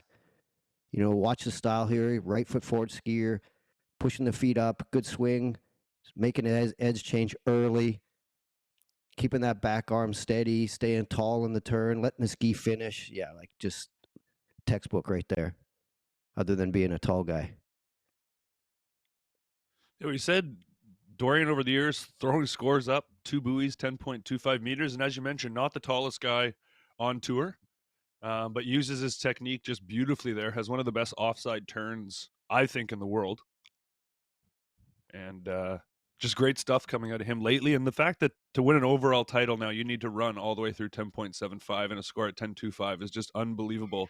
And really just shown how far overall skiing has come in the last few years. Yeah, no, all these guys are just, they're beating specialists in all the in each event. So I mean, typically, I was definitely not a strong slalom skiers, but technique has gotten better, skis have gotten better, bindings better. So I mean, it's just the whole sport is just elevated to just an incredible level. Dorian here making his way through 12 meters, around 5, out to 6. No trouble at all. These first passes just warm up passes, so just kind of feeling the water, feeling the wind and the conditions out there, kind of getting the nerves So settled he's got to down. be And thinking through his get to head look at the here replay is here. that he's running into the headwind here. This is where he'll be running 39, this way. So he's pulling out, even though he's running 35, he's like, okay, this is what's going to happen at 39, feeling everything out, feeling out that swing at the far end. It's a little bit harder pull out, a little bit shorter setup. And I just everyone's to be late on it. Like even the girls were late, and that could be because the temperature of the water. These guys are coming from Florida or no altitude, and when the water's a little bit colder, it's harder, so it's faster, and they may be pulling out and having a little bit more glide, and then coming to the gate a little bit hot, so they're actually panicking a little bit, and we kind of saw that from Louis being you don't want to be going right through the middle by the time you get to your third pass. You want to be right on top of the right-hand gate ball. That's right. And that's what these the skiers use these earlier passes for, to kind of get that timing dialed in. And Dorian's made his way through 12 meters. We're shortened down to 11.25. So this is the first line length where the rope no longer reaches out to the buoy. So about quarter of a meter shy of the distance from the center of the course out to the buoy. So Dorian has to make up for that deficit. And he's a little bit late here as he comes around number 4. He's got work to do from 5 to 6. He settles down and makes it, but a little bit more work than he would have liked there on that 11.25 meter line. Yeah, not getting a stellar 2, but then kind of trying to make up at 3, and then that did not work out for him. So that panic came in, and decent 1 here, good swing. Maybe jumped on the inside edge. He was a little bit narrow there. Coming in here, definitely like just wheeling, skis not finishing the turn, and he loses a ton of angle down at course at 4 ball. Kind of getting back. It's a great 5 ball back in the game. Could have got ugly there at 5 if he would have cranked it and blew the fin out. So that would have been bad. But good pull out there. 6 buoys. And he knows now, sitting in the water, he knows he needs to get all the way through this 10.75 pass if he wants to stick with Joel's 2. And after having that little bit of a scrambled run towards the end of the 11.25, this is really where his experience is going to come into play. He's got to sit in the water. He's got to get his heart rate calmed back down. Got to get himself back focused, because coming up next, 10.75, very short line. Yeah. 39 or 10.7. He's actually 2.5 feet short. So every buoy that you stay close to each other or you gain a buoy, that's, you don't have to jump as far, just staying close to Joel, that's the key here. So it's all about the start. He's got a great turn at number 1. He's in good shape at number 2. Little bit of a hop out of 3, which causes a delay. He's now down course at 4. He needs a big turn at 5 if he's going to get out to 6. He's got to pull to 6, get up the ski around. Can he hang on to the slack? Oh, no, just losing the handle going through the exit gates there, Jarrett. 6 buoys, 10.75. Oh, my gosh. That's, I was going to say that's a rookie move. Oh, my gosh. I can't believe it. Pretty good, really good 1 ball. Good 2, getting good angle, good edge change. Didn't get great angle out of 3 ball. Down course a little bit here. Slams just back in it. A little narrow at 5, but still no problem. He's thinking, oh, just get outside 6, and then didn't really think about the slack. And that's just unfortunate. Just, coming out of 5, that's the kiss of death is ball 5 when you're like, oh, I got it. Just take it easy. And then all of a sudden you miss 6 ball, or that happens. It's just like, because that, you're guaranteed another buoy or possibly, 2 at the next pass. And that's a big difference in the overall score. And that's what we see here, So, yeah, so 2 full Joel buoys taking out the there. 1,000 So, points, and then it's going to be a tight race, but those 2 buoys are going to hurt.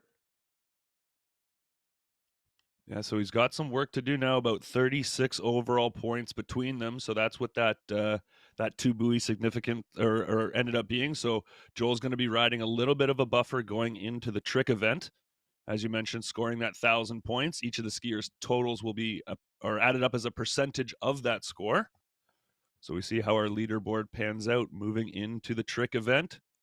Joel Poland, our leader, with 1,000 points. Dorian Llewellyn in second, 964 and a quarter. And then we have Martin Coleman with 915 points. So those are our top 3, less than 100 overall points between them. Should be a good race coming up. Yeah, it's surprising too to see Louis, down in 5th spot, just having a little bit of problem taking out the France event, Lacanau Cup, and then now being in 5th place. So, these guys are so tough, so tight, and good to see Connolly in there making the battle. But we'll see this, and was an incredible event, and we'll take a break. But when we come back, maybe we'll go down. We'll be down under the Red Bull tent and spend some time and try to get some interviews from the athletes.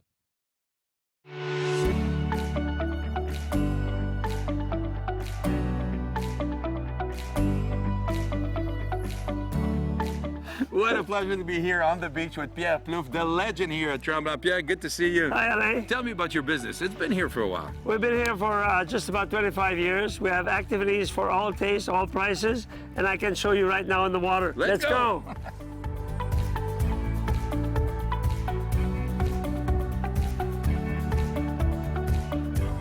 Yeah, this has to be the perfect spot for all water sports. Well, we're trying to have all sort of activities on the water, starting with the non-motorized pedal boat, canoes and kayaks, and the very popular lately, the paddle board. Yes. We also have the sailing. We have some sailing. We have some sailing boat. We have the day camp for kids. We have fishing boats, runabout, and very popular pontoons, which you can go in the water with families and friends. We have a day camp for kids, which includes water skiing in the morning, surfing and wakeboarding, and some fun board behind the pontoon at lunchtime.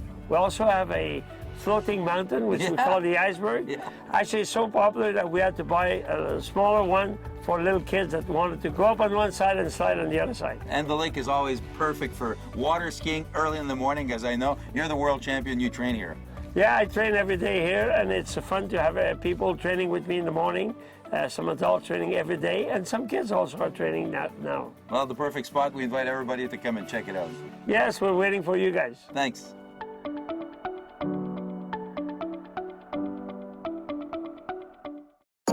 The 2022 Calgary Cup is presented by Tourism Calgary. Be part of the energy. Shoe swap, ski and board. It's always summer. Water Ski and Wakeboard Canada, promoting towed water sports across Canada. Water Ski Alberta, promoting grassroots programs across Alberta to develop the next generation of superstars. Join today. The Alberta government, supporting sport and community. Mastercraft Pro Star, built on a legacy of world-class performance. And WorldWaterSkiers, for all the live action, scores, world calendar, athlete profiles, and more. Subscribe today at WorldWaterSkiers.com. Well, everybody, we're about to ready to start the women's tricks. Brooke just on the back of the platform. 2 20-second passes. When Brooke goes down around the corner, she's going to come back, and she's going to start roughly just around past the Red Bull buoy. And then once she starts, she gets 2 20-second passes. We have a new eye trick program that's calculating everything, and we're going to try to bring the scores to you as fast as possible. Something that the sport has never seen before.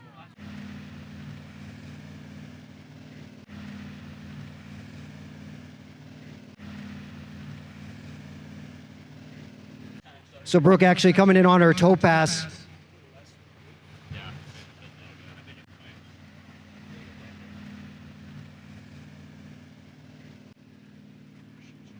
So as soon as Brooke pushes off and she starts turning, the clock will start. Right there, toe 5 back, 350 degrees, toe wake back to back, 360 back to back, and a 540 to the front. She's going to do a 360 out. She's going to do a toe go. And now she's going to go right over the line. Solid pass. Following up with a toe line back-to-back. Huge trick. Oh, just going down at the end there, Stevie. Yeah, Jared, I think that was probably last trick, maybe second last trick in a run? Yeah, that's right near the end of the run. And that's a really solid pass. But that one trick can cost a lot of points. Well, that's the hard part of that toe event, right? You have those high point tricks later on in the pass, and missing one of those can be so costly. So let's watch on the replay here. Beautiful toe go. You can see the axis brook straight over the ski. She was a little bit on the back foot on that toe line O, and then here on that toe line back to back. Yeah, you could just see a little bit of out of position, Jared, there coming up onto the ramp, not able to get enough rope. Yeah, that toe line O in the middle of the run, really, really big trick. Stuck the foot in. The judges might be looking at that, and that's critical to her overall score. Well, that's important to note. The tiers have two 20-second time passes to get as many points as they can. Each trick has a set point value and needs to be executed according to the rules. So one of the rules on those toe line tricks, as you mentioned, is the foot cannot go into the water before they finish the execution of the turn. So that's why we have 3 judges standing by. They're going to be watching these athletes like a hawk, making sure that they do every single trip absolutely perfectly. Yeah, and actually you have a pin person in the boat. That's actually Britta Llewellyn in the boat. And your pin person is part of your equipment. So if your pin person actually pins you too early, that is too bad. So you want someone that really knows what's going on and was willing to hang you out there as long as possible without getting an injury. And that really just such a crucial relationship between the pin person and the skier. Just absolute total trust and total control. Just a reminder to actually go to WorldWaterSkiers and go to the Calgary Cup page, and you can actually open up and watch the live webcast and see some of the replays that we're seeing and get a good feel of what's really going on, and we're trying to dissect everything in each pass. Absolutely. Even for you along on the bank, if you go onto worldwaterskiers.com, pull up the webcast, you'll be able to see those live replays as well and start to learn the sport as we go here. That's going to be Jarrett and my job. We're going to be our teachers here, trying to teach you a little bit about the sport of water skiing and try and convince you guys to come out and do it yourself. Is this not just a beautiful club? Everybody that comes down the hill over the bank, all these skiers from around the world come over, and it's just blown away by how beautiful this is. The Calgary World Championships in 2009, just an incredible show, and it's an honor to be back here, putting on an event, being able to put on the overall event, trying to streamline it and bring it down to 3 hours so that everybody gets a taste of all 3 events, slalom, trick, and jump. Yeah, just such an awesome format you guys have created here with the World's Water Ski Overall Tour, and just getting an opportunity to showcase these amazing athletes, these 3 event athletes. They dedicate so much time and effort into everything they do, and right now Brooke going to show us what she's got on her hand pass here. So with the handle pass, you're going to see a series of spins, ski lines, and flips. So what the spins are, she's going to edge up the wake, use the lip of the wake as a ramp, jump up into the air and spin.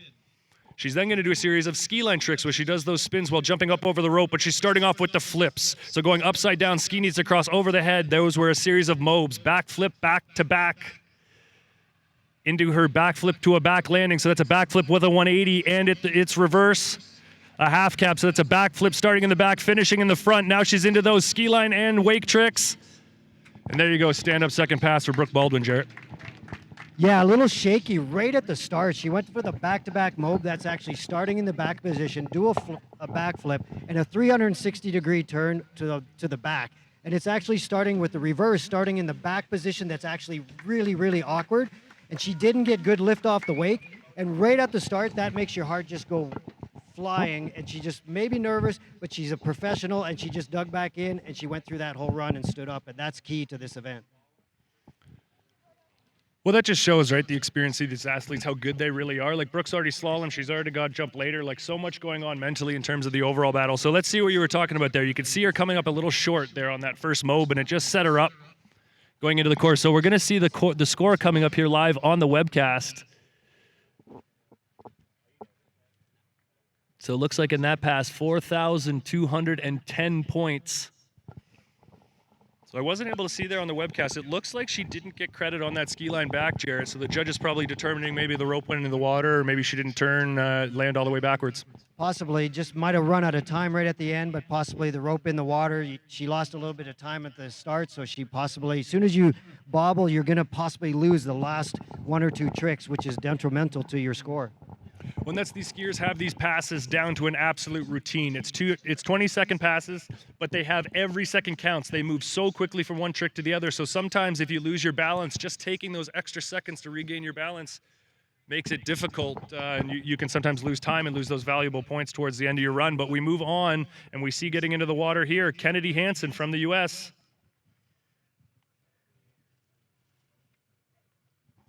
Yeah, Kennedy Hansen, not a lot of pro events under her belt, a lot of junior stuff. She actually said that she came to the Under-21 World Championships in Edmonton. She skied very well there. She's one of the best up-and-coming junior skiers in the world. She just needs some more experience, and this is her opportunity to shine.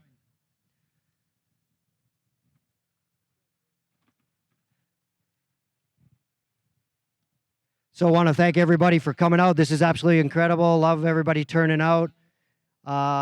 Especially the VIP area. We're trying to do a little more upscale. We got Field and Forge in there providing the beer, and we got Willow Park providing some tequila and some wine. So having a great time in the Shuswap VIP zone. Kennedy Hansen starting with that toe 7, so a 720-degree rotation. Oh, no. Such a disappointing fall. Very surprising there, Jarrett. Yeah, just actually going a little cautious. That reverse toe wake back-to-back, so a 360-degree on the reverse. That's a really awkward trick to land in. And she just looks like she was going a little cautious, but we're watching her score come up. She started very well, but that's going to really, really hurt her overall. She's just digging a hole, and you got to find your way out. You cannot panic at that point. Overall is just not over until the very last cut to the ramp. Absolutely. And Jared, you're one of the best to have ever done it. So what would be going through your mind here? You've gone down a little early on pass number 1. What would you do to regroup in this situation? Well, the toe pass is usually a little bit lower scoring run, so she can't freak out here. She just got to say, listen, maybe she's got a little harder hand run. Does she go for it, or do you just say, it's pretty early in the game. If I just get a solid hand pass, I get enough points to stay in the running.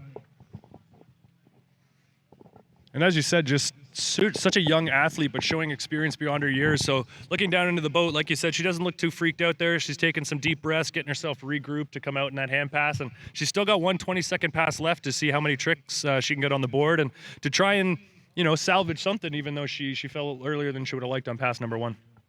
Yeah, just going down the shoreline there, we're trying to, sorry about the difficulty on the audio at the start of this event, and we were trying to streamline and also go to the crowd, and we got some wires mixed up. But just seeing that crowd there, I haven't had the opportunity to go down there, and that's unreal. I'm just so excited to see how many people came down and love this event. Have an opportunity to come down and see this beautiful site. I want to thank the Alsip family. They're the ones that, this is for 25 years. This is the 25th celebration anniversary of the club. And just like you said earlier, this is one of the best sites in the world. A lot of great sites, but a great site that also has the beauty of just being just this incredible backdrop. Oh, there's nothing better than coming down the hill here for the first time if you haven't been to Predator Bay in a little while, and just absolutely picturesque, perfect conditions, perfect skiing, and just one of the best water ski lakes in all of the world.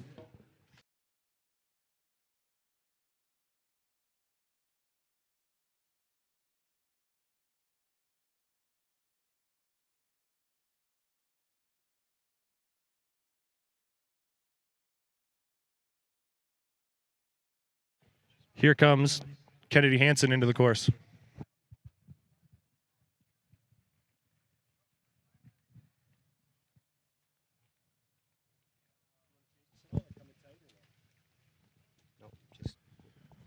All right, so Kennedy coming on the hand pass. You can see she's wrapped here, looking like she's going to start with a 540-degree rotation, and she does a wake 5 to the back position, then a wake 540 to the front position. Now she's into her flip tricks. Flip landing to the back, almost catching an edge there, but able to save it into the reverse. That's the half cab starting in the back position. It's back flip finishing in the front. and finishing with those moves back to back, and it's reversed. So there you go, Jared. She settled down. She did what she needed to do and stood up that second run. Yeah, probably pushing it a little bit and almost sucked an edge in the middle of her run, but just saved herself and finished off. And pretty good score. She's going to be upset, but she would have been really upset if we went down to the middle of that pass. So everybody clap, give Kennedy a round of applause, give her some power to go for the next round and stay in the overall race.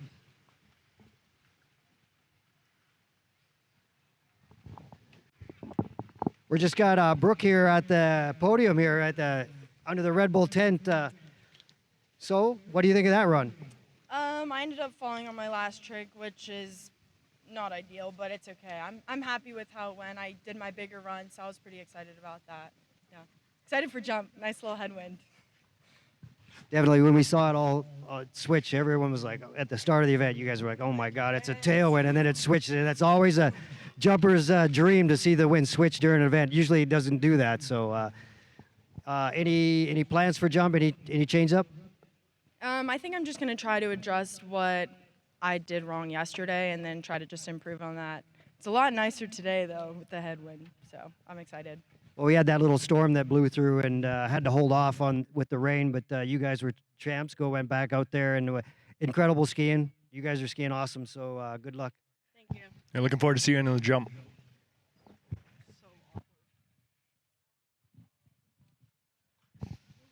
So Kennedy's score, I think I just saw it come up there. I don't know if you guys can pull that back up.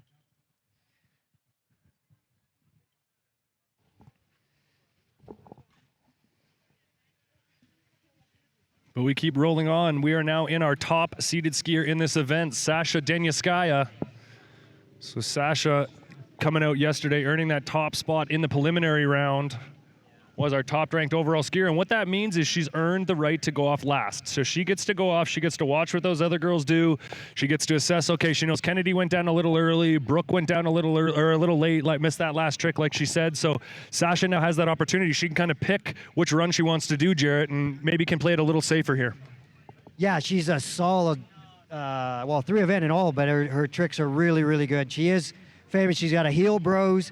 Not going to affect her too much here. She's going to start with her toe pass, see how fast she can rip through these tricks. So looking like she's starting off wrapped for the toe 7. So that's a 720 degrees spinning across the water, finishing with a 540, and now into the toe back-to-backs. Those are 360 degree spins, starting in the back, finishing in the back. Now into the Waco, so 360 degrees in the air, and now into the toe line tricks. So impressive. Power, balance, skill, and making it all the way through that second pass. Waving to the crowd as she goes. Great performance from her. Yeah, she was absolutely solid at the World Championships last year. A couple girls all going it, but she showed that she's a very professional and she can hang in her. She doesn't get nervous, and she held in there and took it all the way and took the World Championship title. That is pretty impressive, and she's just showed us there that she has the skill. Couple little bobbles though, just in the beginning. I'm just wondering what the judges are going to come. The first trick, the toe 7, it's got to be continuous. Right there in the middle. The toe line, 360 degree step over was right there on the line. So it is judgment call. You got 3 judges in there, and you hopefully that 2 of the judges give it to you, and you at the end of the day you get the points. Absolutely, it's a majority of the 3 judges. So 3 judges are watching live, and majority rules. So if 2 of the judges deem that she did a credit, she'll receive credit for it. If 2 deem that she didn't, no points. Yeah, and that's the hard thing about tricks. It's like it is judgment, but the sport is coming along with eye trick. Everything is going to be faster, and yeah, the sport is evolving and changing, and we're working on so many things that it's incredible. I'm so excited about what's coming forward for the sport. Yeah, absolutely. Well, it's been so cool just to see these live scores coming up right when we watch them, and basically as the judges are calculating the scores, Jarrett and I are seeing the scores live up on the screen there. Just so cool. It is, yeah. I don't think a lot of people in the background, all the technology, but Donald from Splash Eye, he's created this, and he's done so many things for the sport, and hats off to him. It's something that is really needed for the sport, and it's incredible to see it. It's just around the corner from being dialed in and used at more events. So we'll see it more and more. This is this is a great environment to do it. You test it in the pro environment, and we're seeing it in action. All right, so Sasha's switched her skis. So often in the trick event, these guys will. These skiers have two different skis, so they will have a hand ski and a toe ski. So the characteristics of the skis, Jared, a little bit different. The hand ski tends to be a little bit grippier, hold an edge, a little poppier for the flips and the ski line tricks. That toe ski tends to be a little slipperier. Yeah, more than the toe ski is a little bit shorter and fatter, so it spins. You know, and then when you go to the hand ski, it's a little bit longer, a little skinnier. It carves, but the little longer ski gives you that little extra air, so you can be fast and get extra air. So they are a little bit different, and that's why we see the skiers switch skis. All right, so Sasha coming back in for pass number 2. The 20-second timer starts from the first move on the first trick, so we got a judge watching along. As soon as she starts her tricker on that 20-second timer, starts counting down, and the points start accumulating. So starting off with the wake 5 front. So starting in the back position, 540-degree spin, using the wake as a ramp, and now she's into her flips. So a back flip. And it's reverse. Coming in with a front flip. First front flip of the day into the back flip, back landing. Back flip, half cab, back to front. Finishing with a ski line back, not able to get over the rope. I think that was right at the end of the run. Might have been out of time anyway, Jared, but a great run from her there. Yeah, that was an incredible run. Huge front flip. That's a huge point. 800 points, one of the highest scoring points. We just see the replay here. Doing a few spins at the start. Solid run. We see a massive, well, just a backflip there. Reverse. And then a massive front flip, way landing out in the flat, but moving right through all the way to the end, only losing the last trick, but that's a really, really good start to her overall round here at the 2022 World Waterski Overall Tour. And we've really talked about 3 events here, Jared. There's actually, realistically, in skiing, there's 4 events because the slalom, the toe tricks and the hand tricks are so different in themselves. There's actually almost 4 different skills that these guys have to practice every day. Yeah, there's so much time just learning how to ride a trick ski. It's incredible. If you've ever had an opportunity to try to stand on one, it's absolutely insane, but you are absolutely right. So much time in the hand tricks. Toe tricks is almost an event in itself. You learn the tricks, then you got to learn how to do the tricks fast, and it is endless. It's one of the events. You have to put more and more time in that event than anything, and if you turn your back on it, you lose it so quick. You lose it the fastest, and it's the longest to gain back. And for that overall battle, tricking tends to be the sort of biggest variable I find. There's the biggest sway in tricking. You know, slalom, people are pretty consistent. They're going to be within a buoy or 2 of where they are. Jump, you know, you're kind of in that 10-foot range normally of where you're going to be. The trick event's really that tough one where you can just miss 1 or 2 tricks and you can be completely out. Yeah, because as soon as the clock starts, you got 20 seconds and it's just go time. And you know, if you hang back, you're not going to hang with the best in the world. You just got to go, and the chances of losing the handle or sucking an edge is so much greater. In the other events, you know, you get a couple warm-up passes, maybe 1 or 2 in slalom. You know, in jump, you can warm up. If you screw up, you still got your last jump and you can pull it out. But right now on the water, we have Conley Panett, our first men here in the final round. Conley coming out on toe. Here he goes into the toe 5 front, so that's a 540-degree spin, wrapping his leg into the rope, and here he goes into the end of his run. Toe wake O, and into the toe line trick. So he's stepping up over the rope, jumping over the rope, playing a bit of hopscotch, Jarrett. Toe line back to back, and he guts it out. Yeah, playing up the crowd. Yeah, stood up. If we could point some stuff out when we come back to the eye trick, and now it's interesting to see what the judges are looking at. We're seeing the scores come through here, but a pretty decent start. Toe back-to-backs, just surface turns. He almost went out the back on that toe 540, and then he almost did it again on the wrap in before the toe wake O, but he saved himself. I don't know, that toe line O, I would have cut it. So right in the middle of the trick, that's a big, and right there at the end, pretty good. Just right on top of the wake. Another judgment call. We'll see how the judges pull. And you could see there's pin person hanging on to that last toe line back-to-back. I think Conley might owe his pinner a drink tonight. Yeah, definitely. Your pin person is if he's watched you a lot, he gets to know your tendencies. But you need definitely a good pin person, someone you can trust. That's an awesome stand-up pass for Conley. He made a big improvement in his overall from the preliminary round in the slalom event, our first event for today, improving by a full 6 buoys. So he was 5th qualified coming into this final round. 6 buoys already up from his preliminary round in slalom. He's already now stood up his toe pass, so he's really doing good things here for his overall round, and he's got to throw it down on the hands. And he had a killer round of jump. He just smoked it, and he's a bigger guy, and we are at altitude. The boat struggles a little bit more when you're in Florida. The boats run a little bit harder. You got 10 miles an hour horsepower. You come here and the guys do notice it. And for a big guy to go out there and have a big jump like that, that's impressive. So the little guys, I think Dorian and the other guys are like, man, if he can go that far, I can take a rip at it. Well, Con's just come on so strong in the last number of years. A very strong junior overall skier, and down in Louisiana for the last few years at school, just put in so much time and has really just morphed himself into an absolutely elite overall skier, and it's just great to see.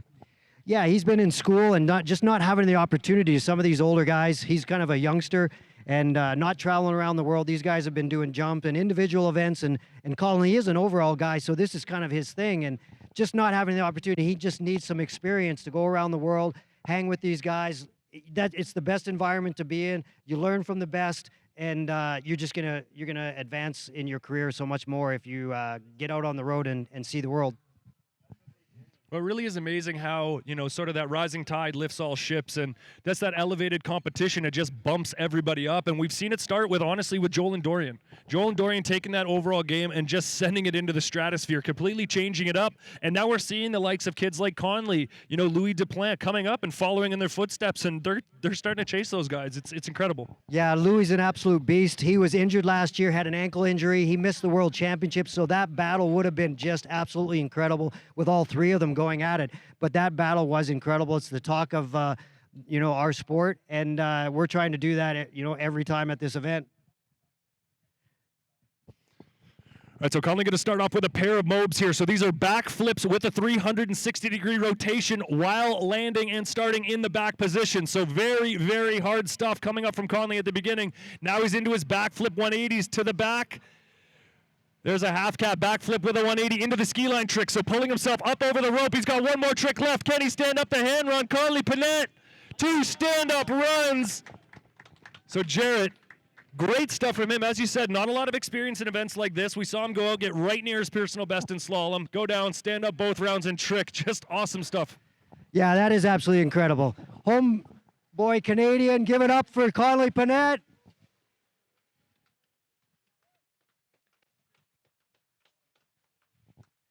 Yeah, so Conley, we're just seeing his score come up on his second pass, 51.20, a little bit. You're just losing a... What is he losing? No, actually, we're just waiting on it. Not a final score yet, but Conley, that was a ripper of a run. And for Con, as we said, so strong in the jump event, he's put himself into just the best possible position he can. He slalomed where he wanted to. He's now gone out there and stood up with his trick passes. So now he just gets to go and focus on his strongest event, which is jump. And from what we saw in the prelims, he's got a lot left to really challenge these guys. And he's just starting to get into that zone where he's going to start to make Joel and Dorian sweat a little bit. Yeah, that's incredible. The overall whole field is just building bigger and bigger every year, and we're really encouraged with these events to give them something to look forward to, give them a platform to show their skills. These guys are incredible in all the events, and Conley just showed that he's not an amateur, he's a pro now. And we continue to move through our men's event. We move on to our next tricker. We've talked about that insane overall battle with this young man. It is going to be Joel Poland from Great Britain. He is the defending world overall champion. He is the current world overall record holder. So this young man currently the #1 overall skier in the world. And he is so much fun to watch on the trick ski, Jared. Funny enough, we mentioned it during his slalom round. He skis different foot forward in slalom and trick.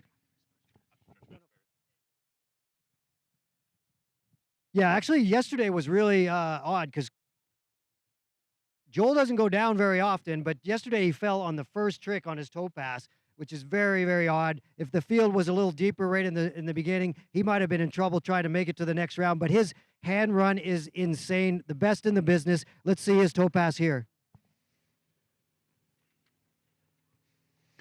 And going down on that toe wake 5 back in the preliminary round, Jared, he skipped that trick there. So he started with the toe wake back-to-backs instead of his traditional toe wake 5 back. So making his way through the toe run into these toe lines, a toe line 540 degrees up over the rope, toe line back-to-back, toe wake front, Joel Poland standing up, jump around pass number 1.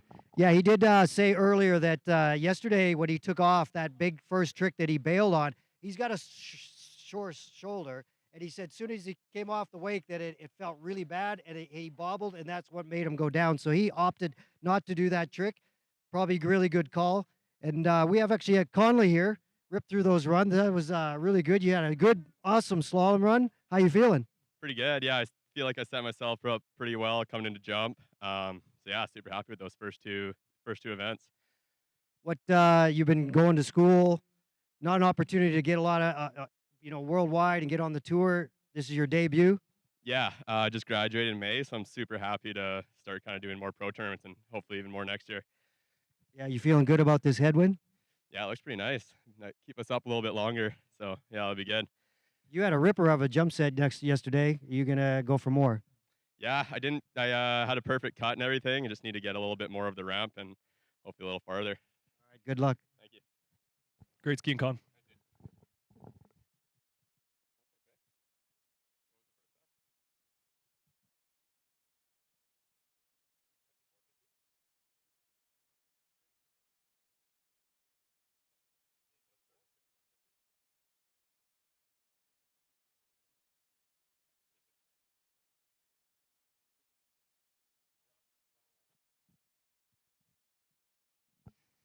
So here we're watching the replay for Joel going through these toe line tricks. So you see on the replay, here's that toe line 5 back. So jumping up one leg in the air, spinning 540 degrees while jumping over the rope. Such a difficult trick. And standing on that slippery trick ski. Anyone out there who has not tried to get up on one of these trick skis, they truly are one of the most slippery things you'll ever stand up on, and these guys really making it look so much easier than it really is out there, especially Joel. That's one of the things that always gets me when I watch Joel. I watch his Instagram, I watch him jump around on his trick ski, and it usually makes me feel like I can go out there and do that, and then I hop on my trick ski and realize, oh, not so easy when I try and do it. So, and significant here, Jared, I think also with Joel taking out that toe 5 back, it might be significant with that lead that he has over Dorian already in the slalom event. So Joel came out, he got 2 buoys at 10.25, Dorian with the 6. So Joel already has that 2-point lead, so he knows he can maybe throw that easier trick run. In a situation where him and Joel or Dorian are a little bit more head-to-head, he might not need that trick, but eyes on the water here. Here's his hand run, one of the most sensational hand runs in the world, Joel Poland. Yeah, Joel ripping through big flips here. We're going to see if he tries to pull off the Mob 5 rate. This is where it normally is. Oh, he goes for it, nails it. Ski line 5 back, ski line back-to-back, following up with a ski line O back, rocking through this run all the way to the end. That was huge. So wow. Joel, like we know, Joel does not usually hold back. When we saw that super mob halfway through the run, so as we watch the replay here, he's into the half jack. Series of front flips, and then here is that super mob coming in a 540-degree rotation while jumping over the rope, while doing a backflip. Joel is one of the only ones in the world who can do that trick. He invented that trick, in fact, and just absolutely stomped it here today.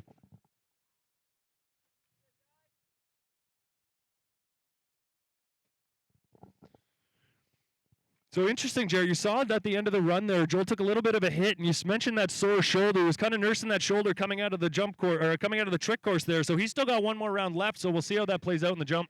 Yeah, holding an injury like that, you don't want to take too many hits. Going to the jump event, getting weaker and weaker, But Joel went for it.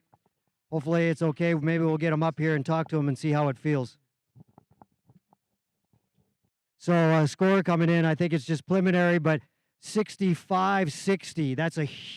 That's one pass. So basically almost getting everything in there other than we call it the garbage tricks at the end. Sometimes those are just extra. if you have no bobbles, he had a little bobble right near the end, but still an absolute huge run. Well, just like he did in the slalom event, he's now put that score way out there. That's going to be a high score. Dorian's watching. Dorian now knows, and he's going to be looking at his run. Dorian knows he's now got to throw his big run. If he, if Joel had gone down a little earlier there, or maybe not put the score out there so much, takes the pressure off. Dorian can go out, do a bit of a simpler run, and save things for overall, but not anymore. He knows now he's got to go out and really throw things down. Yeah, it's anybody's game right now. Everybody's skiing really well. Everybody knows they got to stand up, and Martin's coming out. He is an ex-world champion. He is capable. He is the older guy. He has the experience, and he's always showing it. He has not had a lot of time on the jump event. We might see that, he's just doing a 3/4 cut, and he knows that this event is really, really important for him to try to gain some ground because he's probably going to be down a little bit on the jump event compared to the other guys.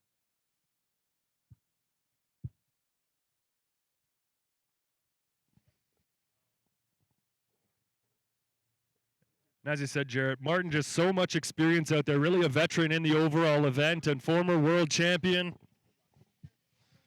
Really a game competitor. He really knows how to get it done when the pressure's on. Good slalom score out there. Got midway through 10.75, but here he is on the toe pass.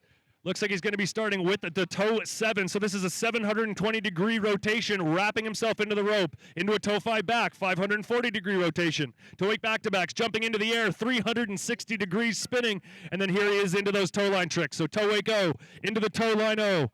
Jumping over the rope 360, jumping over the rope 180 degrees to the front, out the back.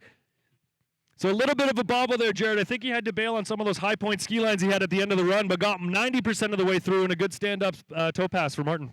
Yeah, that was a really, really good pass. Martin has that European flair, and he's always moving through it, has some really big tricks, moving pretty quick, and he nailed that run. We got Joel here. You bailed on the first trick in the first pass. No, you're nursing that shoulder, but came back and threw a huge hand pass. Yeah, I was really digging deep for that hand run. It was, I got a bit of a soft shoulder right now.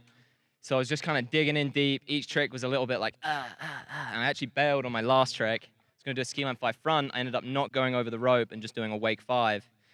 And yeah, I'm glad that's over now. So were you committed? Like when you went off the dock, did you know you were going to do the big hand run, or did you decide that after you got down to the other end? I decided on the second mob. I did the first 2 flips, and then I was like, you know what? Screw it. Let's go for it. Like, we're here to win. We don't want to come second. We don't want to come third. We want to win. So might as well try win or go down trying. Yeah, no, the 5 was awesome. Little few hits right at the end. You lose anything, or you feeling all right? I feel great. All right. Win's waiting for you for jump.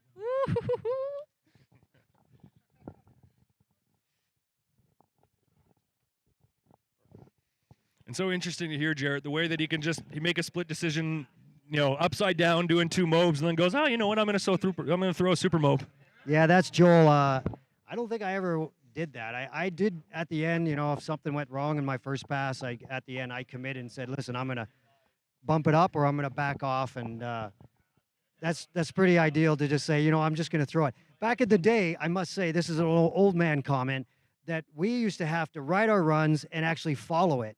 So these guys have a little more variation on what they can do, and it's up to the skier, and the judges have to keep up. And it is difficult for the judges because these trickers are just so amazing that they're just switching up things as they go.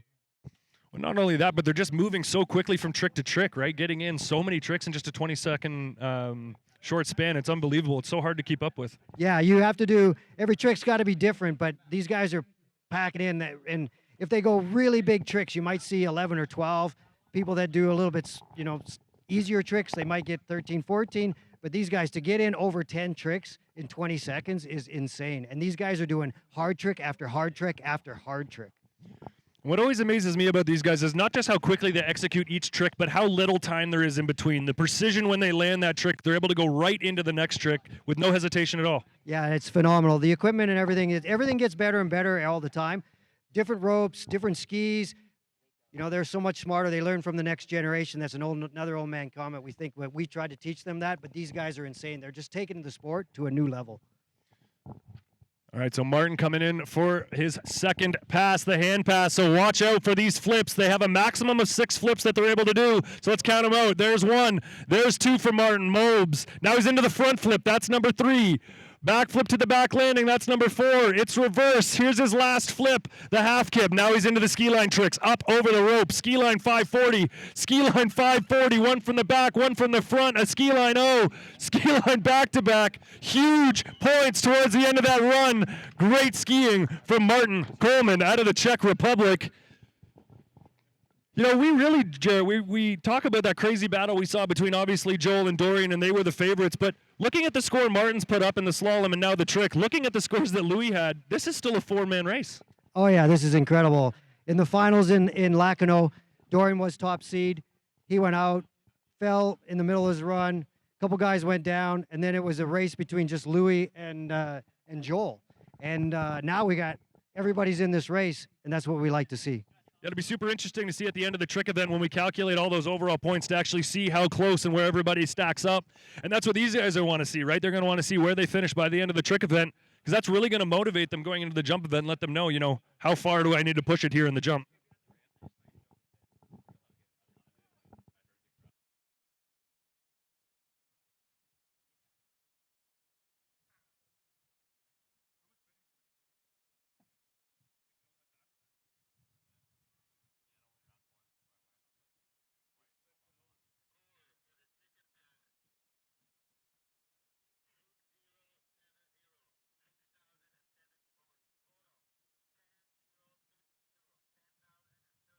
So 10,030 points there for Martin. We'll get the scores from our earlier skiers in just a second. But 10,330 points there for Martin Coleman. So we will take that score. We will add it to his slalom score he got earlier today, which was 3.5 at 10.75. And we'll see him one more time today on the jump event. But we move on to our current tour champion. He won this event in Lacanau just a few weeks ago from France, Louis Duplain-Freiburg. And as Jared said, injured last year, so not able to join into that epic battle with Dorian and Joel at the World Championships, but he's here on the WorldWaterSkiers overall tour, and he won that last tour, like we said. Dorian going down a little bit early, and Louis just right there to snatch up that opportunity and took home the title. And so far today, he's done just a great job. He's our second top seed going into today's final. But he's already seen the likes of Joel Poland, Martin Coleman throw down some huge runs. And here we go. We're getting some scores coming in earlier from the girls. So our top women was Brooke Baldwin, 7,470 points. In second was Sasha Denyaskaya, 6,790 points. And Kennedy Hansen coming in, 6,020 points. So those girls, that's going to be where they sit in the overall round. So we're going to tally that all up. And that will give us our running order going into our finalists going into the jump. But right now on the water, Louis Duplain-Freiburg looking like he's out there on the handle pass. Let's see what he's got for us. Looks like he's going to start off with those mobes. So mobe back to back. Bailing on that second mobe, something doesn't look right there. You can see Louis casing the wake there, very uncharacteristically pointing to the boat. So I'm not sure what happened there, Jared. It'll be really interesting to hear from the judges, but he did that first mobe, bailed on the second one in a half cab, and then kind of stopped and pointed at something in the boat. Yeah, it'll be interesting to see what he says here. Yeah, he might have felt like the speed wasn't quite right there.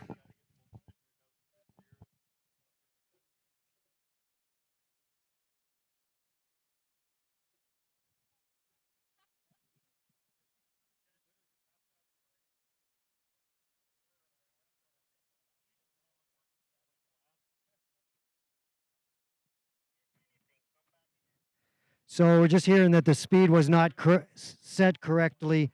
The skier asked for a certain speed, and the speed was not set correctly. The judges are just confirming, but the boat driver is saying that he put the speed in wrong, and the skier was having trouble landing in the right spot.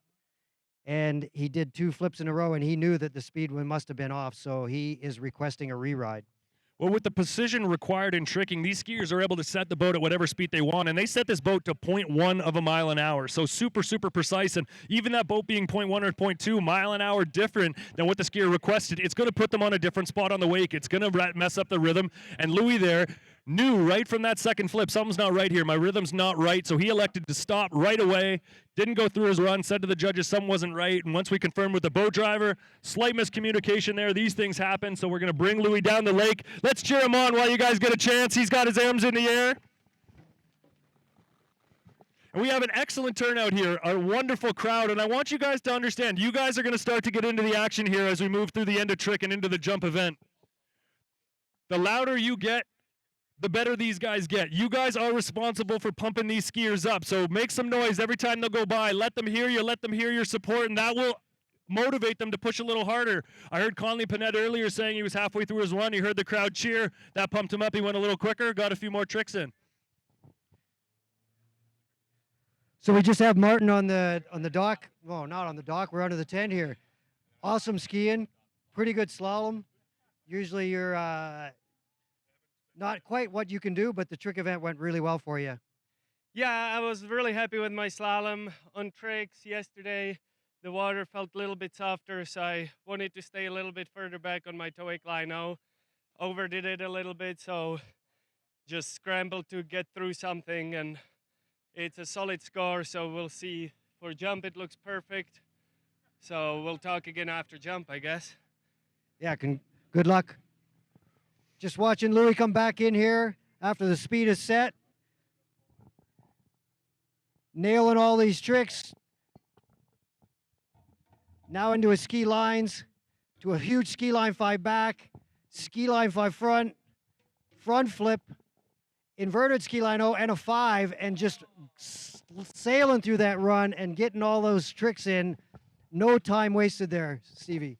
No, absolutely not. And this kid's really a competitor, man. He goes for it. You could see him jump yesterday when he went out on that second jump. He took a real poke at it getting ready for today. He's not coming here for second. No, you like those Europeans that throw in some variations and seeing those inverted tricks. Sometimes you don't see that very often, but he's figured it out, and he gets that extra little spin off the wake for the 5 at the end, sets him up, and actually gains a lot of speed. You might come back on the next pass. He does an inverted toe line back sometimes, which is insane. I don't even know how he does it.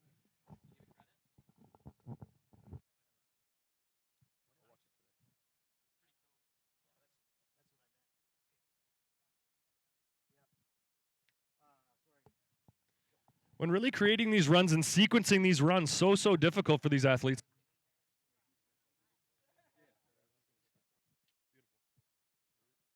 Hey, Stevie, I just got to step out here, but you got Blaze, who's helped us all weekend. Thank you so much, Blaze. Did an awesome. Oh, sorry, Blaine. Sorry, sorry.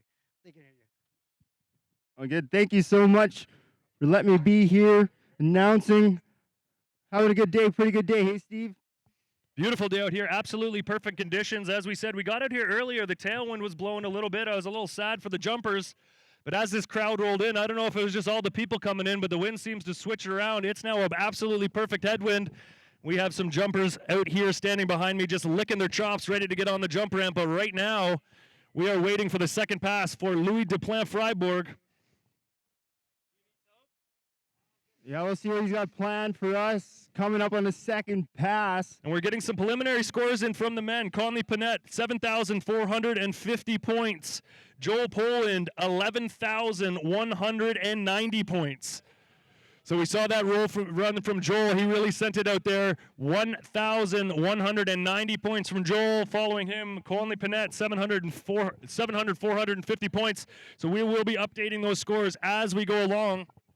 But remember, we're not looking to crown a chick champion here. This is all about the overall, the combination of the 3 events. They call it the 4th event of water skiing. So Louis on the water. He is our second last skier. Top-rated skier, defending tour champion on the dock, Dorian Llewellyn, watching on eagerly. We had a really strong first pass, pulling out really good tricks, come back with this toe pass. So we'll see what he's got to do for us here today, bring in most points as possible, put on the pressure for the overall.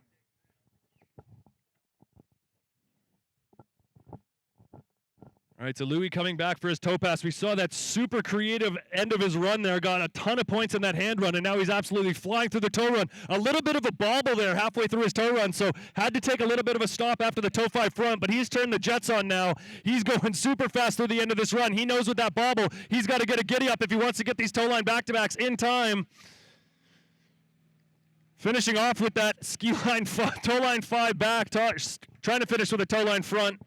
Going down there, I have a feeling with that bobble, that trick would have been out of time anyway. So right near the end of his run, make some noise. Louis Duplant, Freiburg.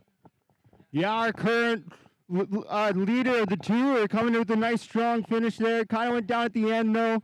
Probably was wanting to stand up, keep it going, but it was really good, strong, both two passes. Now we got a man who's really going to try to push it to the limit. Up next.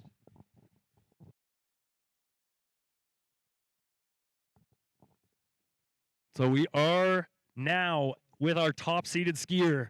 So in the preliminary round, Dorian Llewellyn earned that top spot. So he was our winner of the preliminary round and earned his chance to go out last.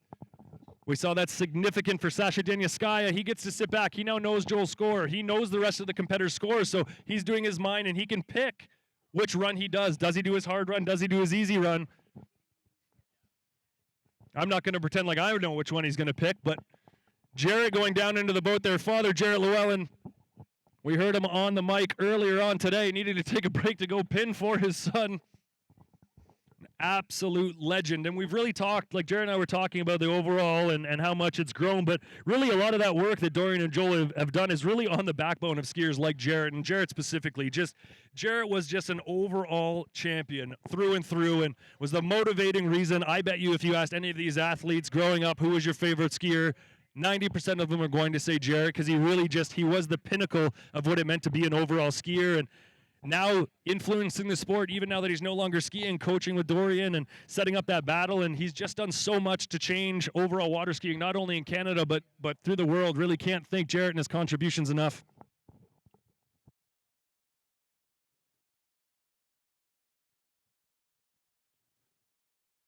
Dorian now got to come in with a really strong ski trick here to really keep himself up in the overall going into the jump. We saw Joe Poland come out with a really, really good trick run, get a really high score. Louise had a really good trick run as well. So we'll see how Dorian does. So one of the things you're going to notice about Dorian is just absolute precision in motion. Every move Dorian does is absolutely precise. No wasted time, no bobbles. It absolutely textbook. You can even see on his flips sometimes, on his front flips, a lot of skiers go really high on the front flip, waste a lot of time. Dorian goes just as high as he needs to. Just absolute student of the game. And he's one of those skiers that when you're a young skier on shore, this is the guy you want to look to. This is the guy you want to come out, you want to watch, you want to emulate. So on the toe pass here, let's see what he's got. Starting in the wrapped position, it's a toe 5 back, into the toe wake back-to-back, and it's reverse. So again, 360 degrees, jumping up into the air over the wake. Now he's into his surface spins. Already into the toe lines. These are where the big points happen at the end of the run. Toe line O, toe line back. Pulling into the rope, toe line back-to-back. He needs to get the reverse here. He's making good work of this run. Back, and a huge fist throw from Dorian as he went in. So he knows that 11,000-point run already from Joel. Joel is going into this event with a slight lead, 2 buoys in the slalom event. So Dorian going to be looking to get as close to him as he can, if not exceed what Joel scored, so that we're going to be neck and neck running into that jump event. And these guys have been neck and neck for the last few years. It's been so fun to watch.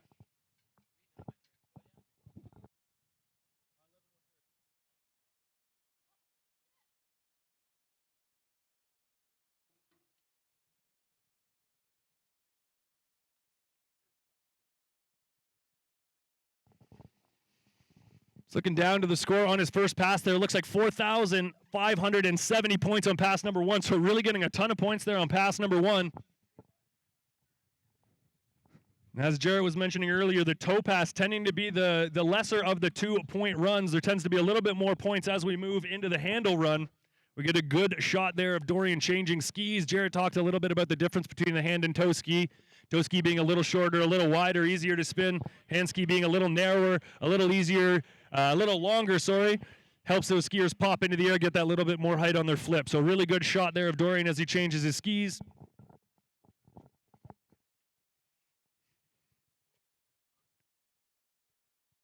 So going to be looking to just take some deep breaths, calm that heart rate down. That 20-second full-out sprint, you can imagine it's like doing the 100-meter dash. It's as fast as you can possibly go, as hard as you can go for 20 flat-out seconds. You get about a 2-3 minute break in between runs, and then you got to go back at it again. So tricking really a cardiovascular exercise.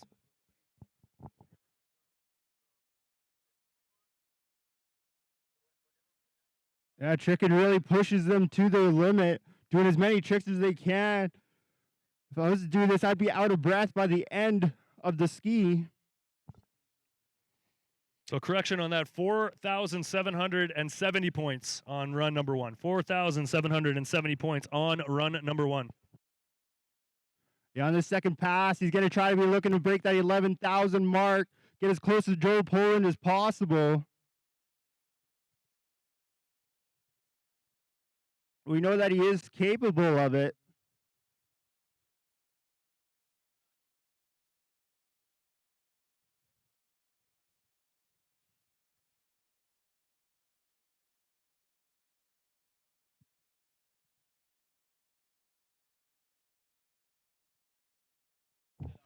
All right, here he comes into the course.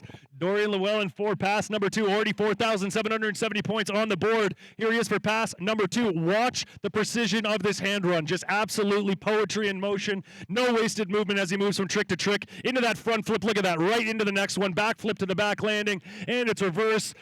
One more flip left. And now he goes into the ski lines. That's a ski line 5 back, ski line 5 front. So jumping up over the rope while spinning, 540 degrees rotation. 2 stand-up runs for Dorian. Fist throw from him. Wow, that is going to be very, very significant going into that jump event, because I think that will, depending on time, we're going to need to wait for the judges, be slightly ahead of that score we saw from Joe Poland of 11,170 points. So put your hands together for him. 2 stand-up runs. Little flex for the crowd. That was an awesome last trick run for the day before we go into the jump competition. This is going to be a really close overall. Don't you think it? Absolutely neck and neck. One event left. Things could not be closer. We're into the jump event. We're into the most exciting event of the day. Ladies and gentlemen, you are in for such a treat when you guys get to see these guys launch off that jump ramp. Conditions are absolutely perfect. We have that wind blowing into the head of the jumpers. Jumpers like airplanes. They like taking off into that wind. It helps them get up over their skis and milk out that distance as far as they can. We have a course record out here of 230 feet, just shy of 70 meters. And we have multiple jumpers out here later today that are capable of eclipsing that distance, and conditions could not be any better. So we're going to be looking for the likes of Joel Poland, Dorian Llewellyn to be challenging for that course record and to be trying to take home that overall title. And you cannot forget about Louis Duplant-Freiberg. He's right in the mix. He is just right neck and neck with those guys. I cannot wait for this jump event.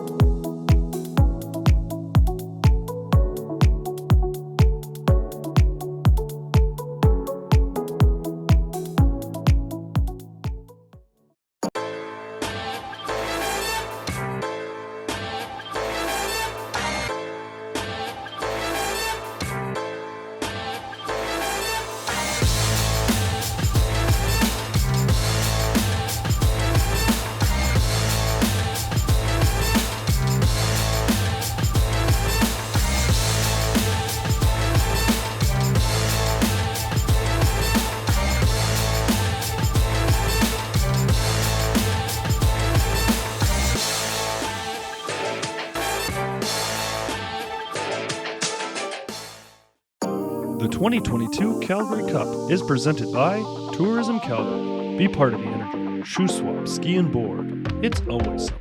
Water Ski and Wakeboard Canada. Promoting towed water sports across Canada. Water Ski Alberta. Promoting grassroots programs across Alberta to develop the next generation of superstars. Join today. The Alberta Government. supporting sport and community. Mastercraft Pro Star, built on a legacy of world-class performance. And World Water Skiers, for all the live action, scores, world calendar, athlete profiles, and more. Subscribe today at worldwaterskiers.com.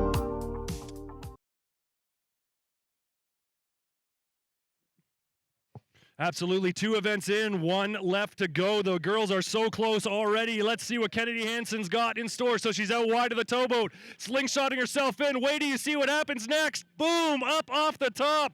Huge opening jump for Kennedy Hansen. Yeah, that was a nice strong jump coming out here first. Just testing things out a little bit. She's got another 2 jump attempts. She's going to want to try to go farther than that on her next 2. Well, that's right. The name of the game at jump is the person who can land farthest from the ramp is the winner. Let her hear you as she goes by. 2 more jumps left. And Jared and I, as we mentioned earlier, Kennedy, one of our youngest competitors, so getting used to this crowd out here. You guys are really going to influence her. You guys are really going to push her on. She's already had 2 incredible performances, really skiing, with expertise beyond her years. Yeah, she's had some really good tournaments down in the States, winning some of the girls' tournaments down there in the pros. Come up here to Canada now, try to really show her stuff. She's been doing amazing so far this weekend. See what she can do here on her second jump as they're coming around. And the athletes do have 3 jumps, so they're going to structure it where that first jump is usually going to be a warm-up, right? They haven't seen the wind conditions, and the wind is a very big factor in jump. Those skis, very, very big, very easily to be manipulated in the wind. This wind out there, absolutely perfect. So Kennedy went out there, jump number 1. She felt things out. Yeah, I know she felt things out here. Now she's going to come in for number 2. See how far she can push things, coming in, cutting in as late as she can for this nice jump here. Really popping it off that time. That time looked like a little bit like it was better than the first. And you guys got a chance to see that headwind. Kennedy pressing out, leaning over those skis, trying to get like an airplane wing to milk every little bit of the distance that she can. Getting up on top of that headwind. She's got 1 more jump left. Let's cheer her on, Kennedy Hansen from the U.S. The louder you cheer, the farther these skiers fly. Is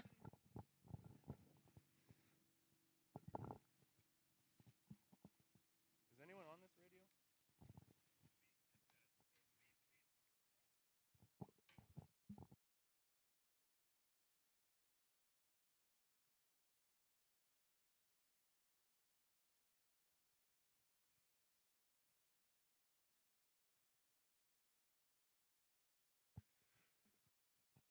So I do apologize. We will be getting distances to you as soon as we can. 40.2 meters on the last jump. So 40.2 meter jump number 2. She's got 1 jump left on the board. Yeah, she's definitely going to try to push further into the 40 meters. Do as best she can here. It is her final jump of the day of the tournament. And she will be done here. So she's got to bring it all out. And these conditions, absolutely perfect. Not very often I feel like I want to go get my jumpers out and go out for a jump, but right now, absolutely picture perfect out there. Let's see what she's got. Lots of speed on jump number 3. She gets lots of lift. Huge jump. You can see her get right on top of the wind there on jump number 3. A great performance from the young Kennedy Hansen out of the United States.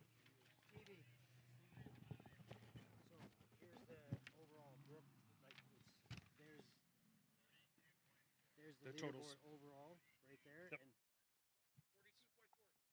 42.4 meters, so the biggest jump was jump number 3. Great performance for her out there. And one of the things you'll know, Kennedy being a younger competitor, the athletes have the choice to select the women from 2 different ramp heights, 5 foot and 5.5. Kennedy went out there and elected the lower of the 2, the 5-foot ramp height, and was still able to get out there in excess of 42 meters. Great stuff from her. When we look to our remaining 2 competitors in Brooke Baldwin and in Sasha Denyaskaya,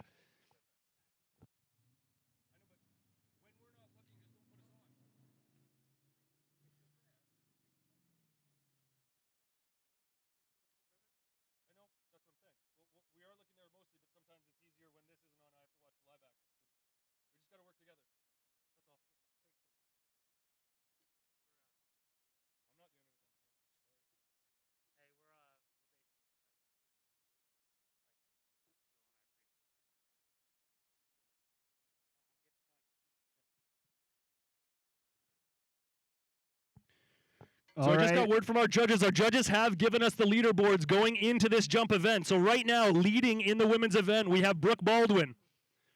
Kennedy Hansen currently sitting in the 3rd place slot, and Sasha Denyaskaya is currently sitting in the 2nd place spot. So Kennedy Hansen just rounding out that event. And as we take a small delay here while our technical guys go out and they put the ramp height back up to 5.5. Watch out on the water. We have one of our adaptive skiers.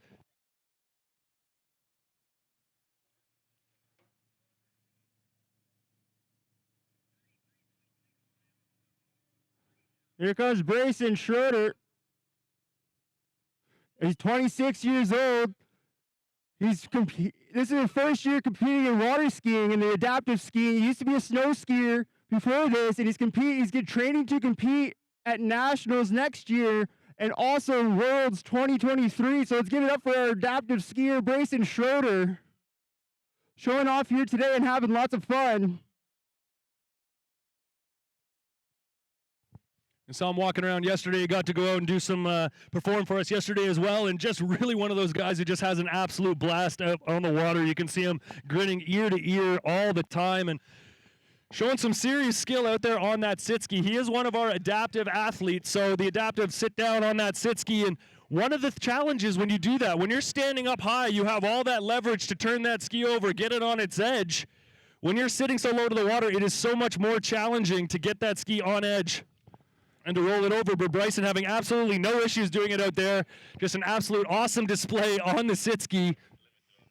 He's just out there having tons of fun. It's going to be really cool to see him at Nationals and even at Worlds next year as he tries and prepares for it.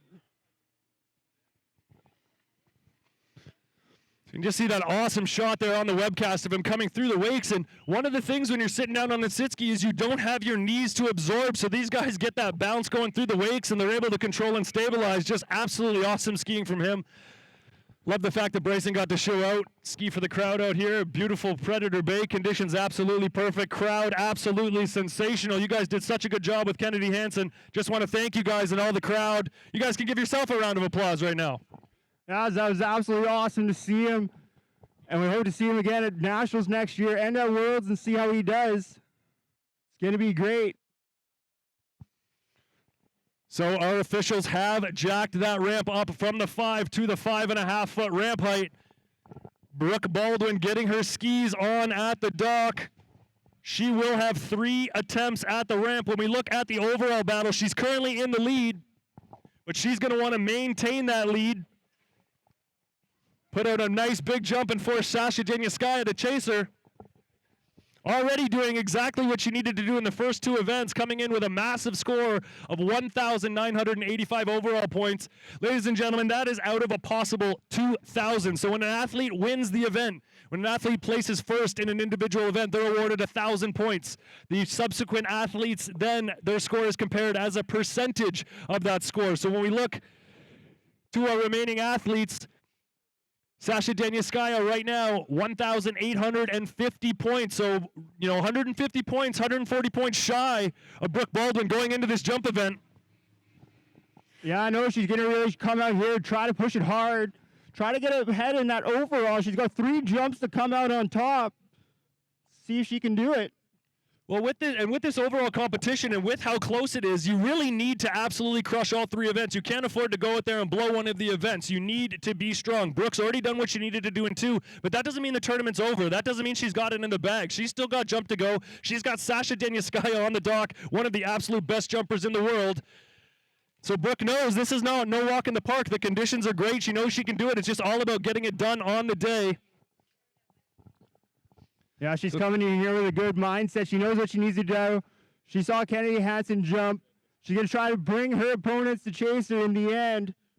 Come out with 3 strong jumps, and the best one, of course, will top her score off for the weekend. It's been such a pleasure to watch Brooke all weekend long.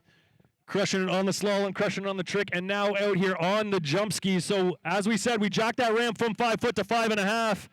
We're going to see how that affects Brooke. You're going to see her get a little more height off that ramp. So here she goes. She makes that patient turn into the ramp, cutting, kicking off the top. Ooh, and getting a little bit out of control off the top of that jump ramp. You can see her just letting go of that backhand, trying to slow herself down, and the speeds in jump, traveling in excess of 60 miles an hour, catapulting into the bottom of that ramp. You know, and the skiers, they're going from that flat surface of the water to that hard angled surface of the ramp. Body position needs to be absolutely crucial for when they make that transition from the water to the ramp. They're able to keep their feet underneath them. They're able to extend their legs, pop off the top of the ramp to get as much height as they possibly can.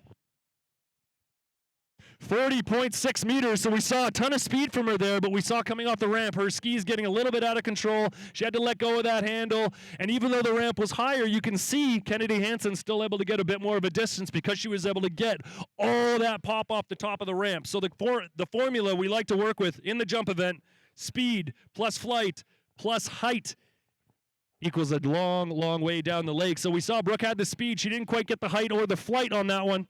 So she's going to be looking to make some body position corrections, maybe some timing changes. Yeah, I know she's going to want to be able to fix things a little bit on this jump. We know that she can fly further than what she just did. She's going to really want to push Dasha to her limits, who's the last skier. So Brooke's going to come in here now, knows what to do, knows what to fix coming out on the second jump here. Going to be coming in nice and hard. See if she's a bit cleaner off of the jump.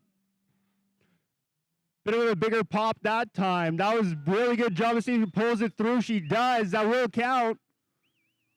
And there you go. There is the formula we're talking about. She had the speed. She got the height. She got over those skis. She got her flight and went a whole long way down the lake. Let's put your hands together. She's got one more jump. Representing the United States, Brooke Baldwin. 47.6 meter jump. So that does move her into the lead. But again, we are not looking to crown individual event champions here. We are looking to crown an overall title champion. Brooke came in this event already with the lead, but that talent of Sasha Denyaskaya, she knows she's sitting on the dock well and capable of going well in excess of 50 meters. So Brooke's got one more jump left. She knows she needs to get a little bit more if she wants to absolutely solidify that overall title here at the 2022 World Waterskiers overall tour. Yeah, let's see when she comes in for her third and final jump. She's definitely going to want to be trying to push in that 50-meter jump just to put Dasha on a little pressure on Dasha coming into this, or Sasha, sorry, coming into this last final jump here.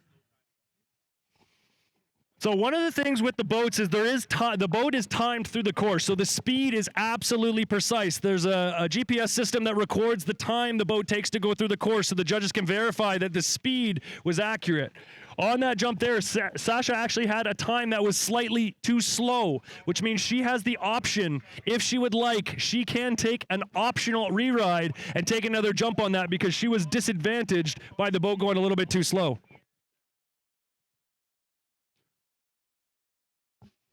So what we say here is she has what's called an optional re-ride with a protected score. So because the boat was going too slow, she can elect to take that jump again, but if she doesn't go farther, she can still keep that 47-meter jump that she just had there on jump number 2. So really no risk for Brooke going out there and taking that optional re-ride. Really a great position for a jumper to be in.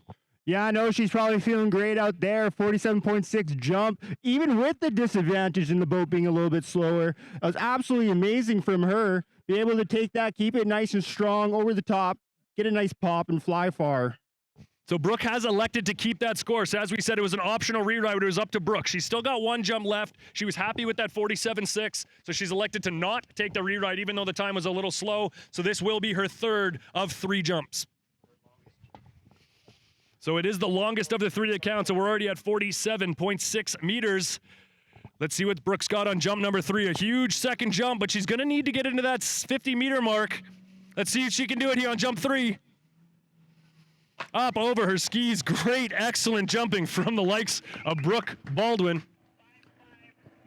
3 really nice jumps from Brooke. Really going to put the pressure on Sasha. Really good there at the end. We'll see what the distance is, though. See if she beats her 47.6 meter jump on the second.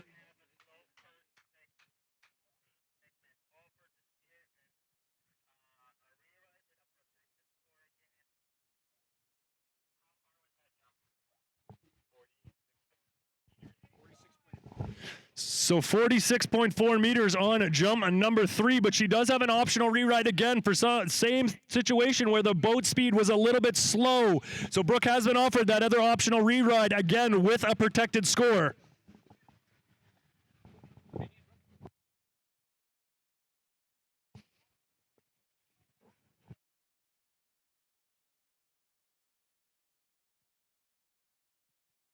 So right now her farthest jump, and it is protected, is 47.6 meters. 46.4 there on that third and final jump. She does if she wants. She does have that other jump, so she's just discussing right now with Jerry Llewellyn what she can do. So just moments away from figuring it out. It looks like she's stepping onto the dock here.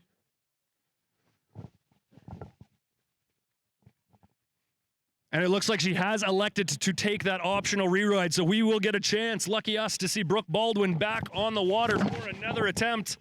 Yeah, no, I definitely feel like if she wasn't at the disadvantage there, that third jump could have definitely been her furthest. She could have probably pushed close to 50 there because she had everything right. She hit the jump just correctly, but if she didn't have that, she definitely could have hit that 50, put more pressure on Sasha going in this final jump.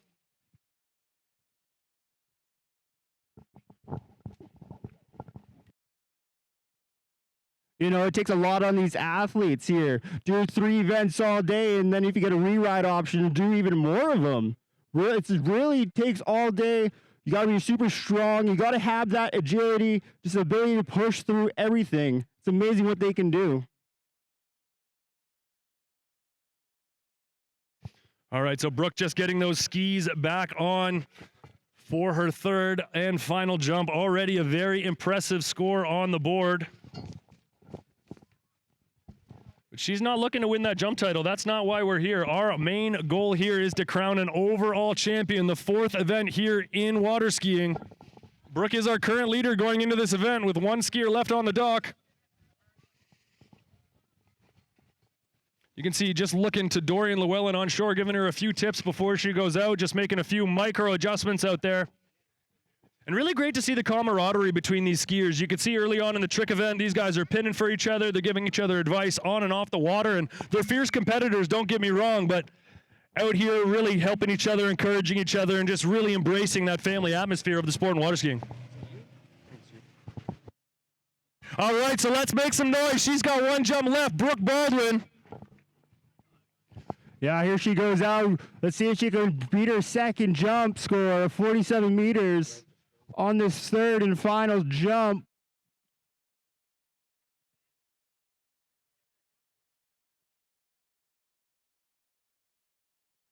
Now when she comes back, let's hear you from the crowd. Big, nice, big cheer. Remember, the louder you cheer, the farther they fly. They feed off of your energy. So we'll see how Brooke does on this third and final jump now that she did take the reride option. So the advantage that Brooke has here is typically jumpers only get 3 attempts at the ramp. That's all they get. They get 3 chances. Brooke's already had those 3. She's already got her timing down. She already knows what she needs to do. And now she gets a 4th opportunity. Her score is protected. This is essentially a free jump. There's really no risk for Brooke on this jump, and really only an advantage she can have here. So let's see what she's got. She's out wide of the boat, making her last turn. She's got the speed here. Can she get the lift? Up and over. I think that might be the farthest of the set. Hard to see from my vantage point, right around where that second jump was. That definitely looked like Brooke's strongest jump so far. We'll see what the score actually is and how far she actually went.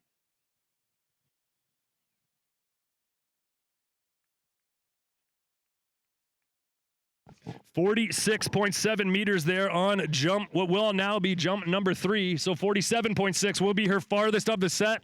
And that does conclude Brooke's round here at the 2022 Water Skiers overall tour Calgary stop. Yeah, and we move into our top seeded skier, Sasha Daniskaya.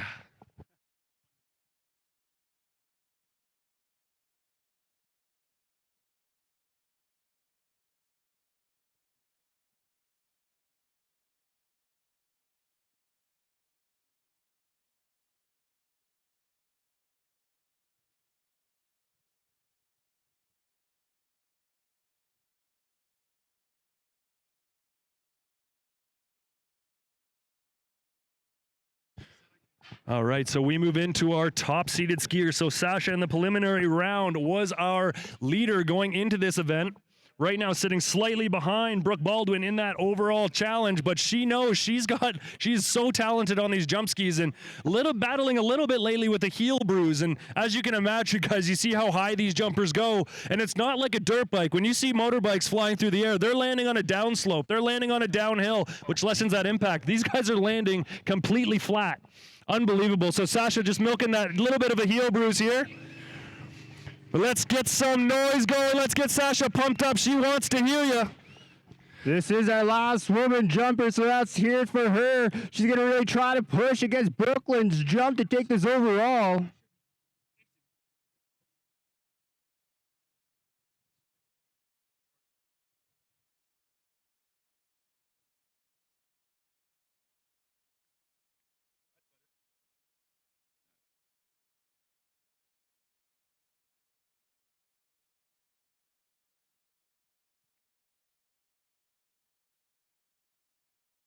So Sasha's going to come around and really try to challenge Brooke's score for the overall here. She gets 3 attempts to try to bring it home. It is the farthest of the 3 that counts. Like we said, the first jump often for these jumpers is going to be a warm-up. They're going to go out just to look to feel the conditions. You can see Sasha going to do a double weight cut here. So what that means, we saw Brooke do a slightly different approach. Brooke just pulled out to the right-hand side of the boat, then made that last turn in. Sasha going out to the right-hand side of the boat. Now she's hanging out left to the side of the boat, trying to carry as much speed as she can through that turn, make that last patient turn into the ramp, charge into the bottom, boot it off the top, get up over those skis. That was a really strong very first jump from Sasha. Looking really good out there on the water on that jump. That wind picking up a bit now, though. Gonna have a really strong headwind coming in these last 2 jumps for her. 46.7 meter opening jump there. So great opening jump for her. You can see when I watch the replay there, skis just splitting a little bit on the ramp. So she lost a little bit of her height here. And it's all about precision here in the jump event. These girls getting into speeds in excess of 60 miles an hour coming into the bottom of the ramp. And you can imagine going from that change in surface, soft water, hard angled ramp. You need to have your balance perfect. And these guys, if you see them go down the lake, they're wearing a specially designed harness called a jump sling. It's a belt that goes around their waist, and if you notice, they put their right arm down through that sling, and that helps them keep that body position coming into the bottom of the ramp because the forces coming through that towboat just so strong. And you could just see Sasha getting a little bit of a crush on the ramp there, but still able to milk out a huge distance there, 46.6 meters. Yeah, I know she just needs a little bit more to try to push out Brooke for the overall here. It's going to be really close on these next 2 final jumps.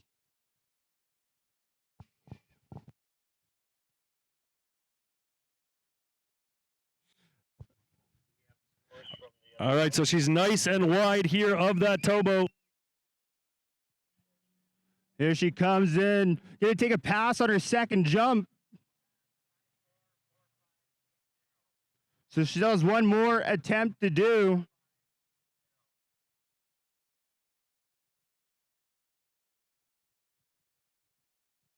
Just feeling things out, was going to go in, but then decided not to. Didn't feel like it was good enough for her. That wind is coming a bit stronger, but it is a headwind. We'll see what she does on her third and final jump. So we look here on the webcast, getting an excellent shot of that awesome crowd here. Good-looking crowd out there here in Calgary today. Yeah, it's here from the crowd as she gets back up and go back around for her third and final attempt.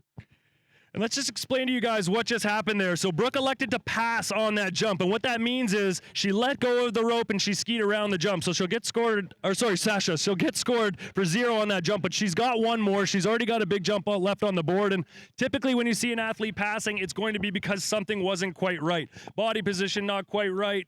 Timing not quite right coming into the bottom of the ramp. So Sasha electing to pass, and that's always an option that these skiers have if things aren't quite feeling the way that they want it to, and that's really just a testament of the dangers here in jump. The speed's just absolutely incredible, the height's absolutely incredible, and when things are right, these guys are going to pass, let go, ski around the ramp. It's only one jump they need. It's not a cumulative score. It's just one big jump. Sasha's got one jump left. And we are just hearing she needs around a 49-meter jump if she's going to eclipse Brooke Baldwin for the title. So Brooke Baldwin watching on eagerly. She's currently in the lead.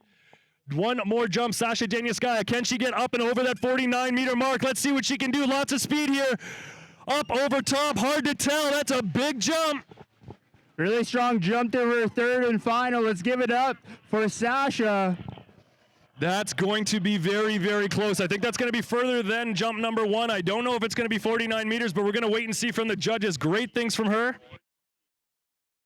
48.2 meters on jump number 3. So I'm going to say unofficially, Brooke Baldwin will be our winner of this event. Sasha Deniskaya second, and Kennedy Hansen coming in third. So huge congratulations to all of those skiers. Neck and neck battles, so good. And Sasha Deniskaya coming up so close on that last jump, needing that 49 meters, coming up just 0.8 of a meter shy. But unbelievable things out there from our women. Congratulations to all those girls. Congratulations to Brooke Baldwin. She is our winner here at the overall tour stop, the World Water Skiers overall tour. That was just absolutely amazing to watch these girls all weekend. We all knew it was going to be super duper close, and it just came down to the wire just like that. If she went 0.8 more, she would have taken it. It was super duper close.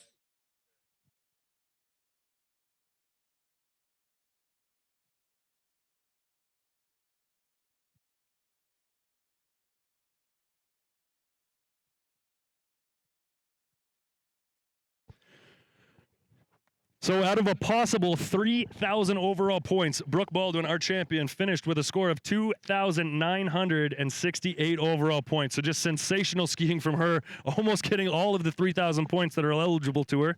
And right behind her, Sasha Deniskaya coming in 2,865 points. So you can see she closed that gap there with that big jump, just not quite enough to fully take the lead. And Kennedy Hansen coming in that third place slot, 2,550 points. And remember, Kennedy going out there and being super competitive on the lower ramp height.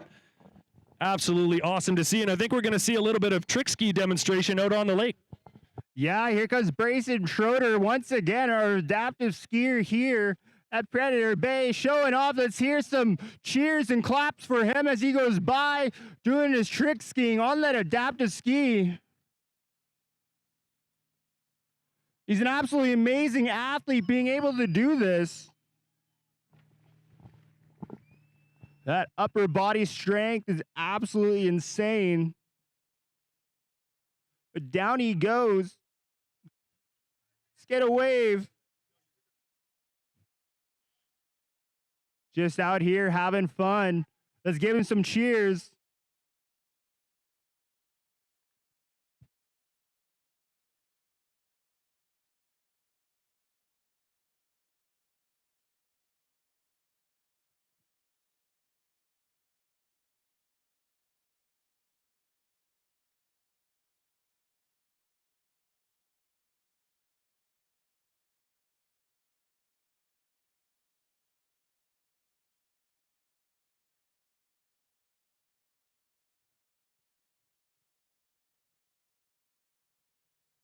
There he goes. Now he's back up on the water. Finishing off, showing off his tricks. Like I said, next year he's going towards 2023 Nationals and also Worlds as well. So we'll be cheering Brayson Schroeder on as he goes to those, works towards them. Starting off will be Conley Panette, Joel Poland, Martin Coleman, Louis Duplain-Freiburg, and our top seed will be Dorian Llewellyn. And ladies and gentlemen, are we in for a treat going into this jump event? Things are absolutely neck and neck in the overall competition, which is really where we're here to crown is that overall champion. But right now, out on the water, put your hands together. He's doing some tricks. He's doing some spins. He's got no hands. showboating for the crowd. Like I said, just absolutely having a blast. There we go. Wake back, hopping over, wake front, perfectly executed. Great trick skiing out here from him. And you can see on the webcast there as he goes by, you can just see that smile, just grinning ear to ear. Absolutely love to see it. Yeah, that is what it's all about. If you want to meet him, go to the Water Ski and Wake Alberta tent. He's hanging over there. Some other guys hanging over there as well. So go check them out. They are one of our sponsors. So shout out to Water Ski and Wakeboard Alberta. So as we break down this overall competition, we're 2 events down. Slalom event's done, trick event's done. We got 1 event left, and oh my goodness, are things close. Our current overall leader after 2 events, right now with 1,963 of a possible 2,000 points, Joel Poland. Just 10 overall points behind, 9 overall points, behind, with a score of 1,957. We have Dorian Llewellyn, so less than 10 overall points, just splitting up these guys. So much good skiing left to come. But right now, we are standing with our current overall champion, Brooke Baldwin. Congratulations. How'd things feel out there? Pretty good. I'm happy I got to boot a nice jump, and I don't know, I'm just really excited. Yeah, how'd that crowd feel out there? They helped cheer you on? Yeah, they did. It was awesome. It was super cool seeing like all the crowd on the pullout, and I just want to say thank you to like everyone here in Red Bull and everyone just for making this happen. Yeah, absolutely. And thank you for just an absolutely incredible performance out there, giving it your all and absolutely flying. We absolutely loved watching you, and I know this crowd loved watching you. So if you guys see Brooke, make sure you big her up. Congratulations to her, 2022 Calgary Pro Tour champion. So Brooke, when you went off the jump there, did you have a plan? Did you know how far you needed to go? Not a chance. Nope, nothing. I had no idea. So you just threw it down. I just figured I had to go as far as I could. Well, you did, and congratulations. Yeah, congratulations on that huge win. Hope you go well the rest of the season as well. So thank you so much to Brooke Baldwin, and huge congratulations to her. One of the youngest skiers here on the overall tour and already taken home championships. So impressive, and definitely not the last time we're going to see Brooke Baldwin, and not the last overall title she's going to win. Yeah, I know it's absolutely going to be amazing for her moving forward. She's got a bright future ahead of her. But here comes one of our elite men now jumpers, Conley Panette.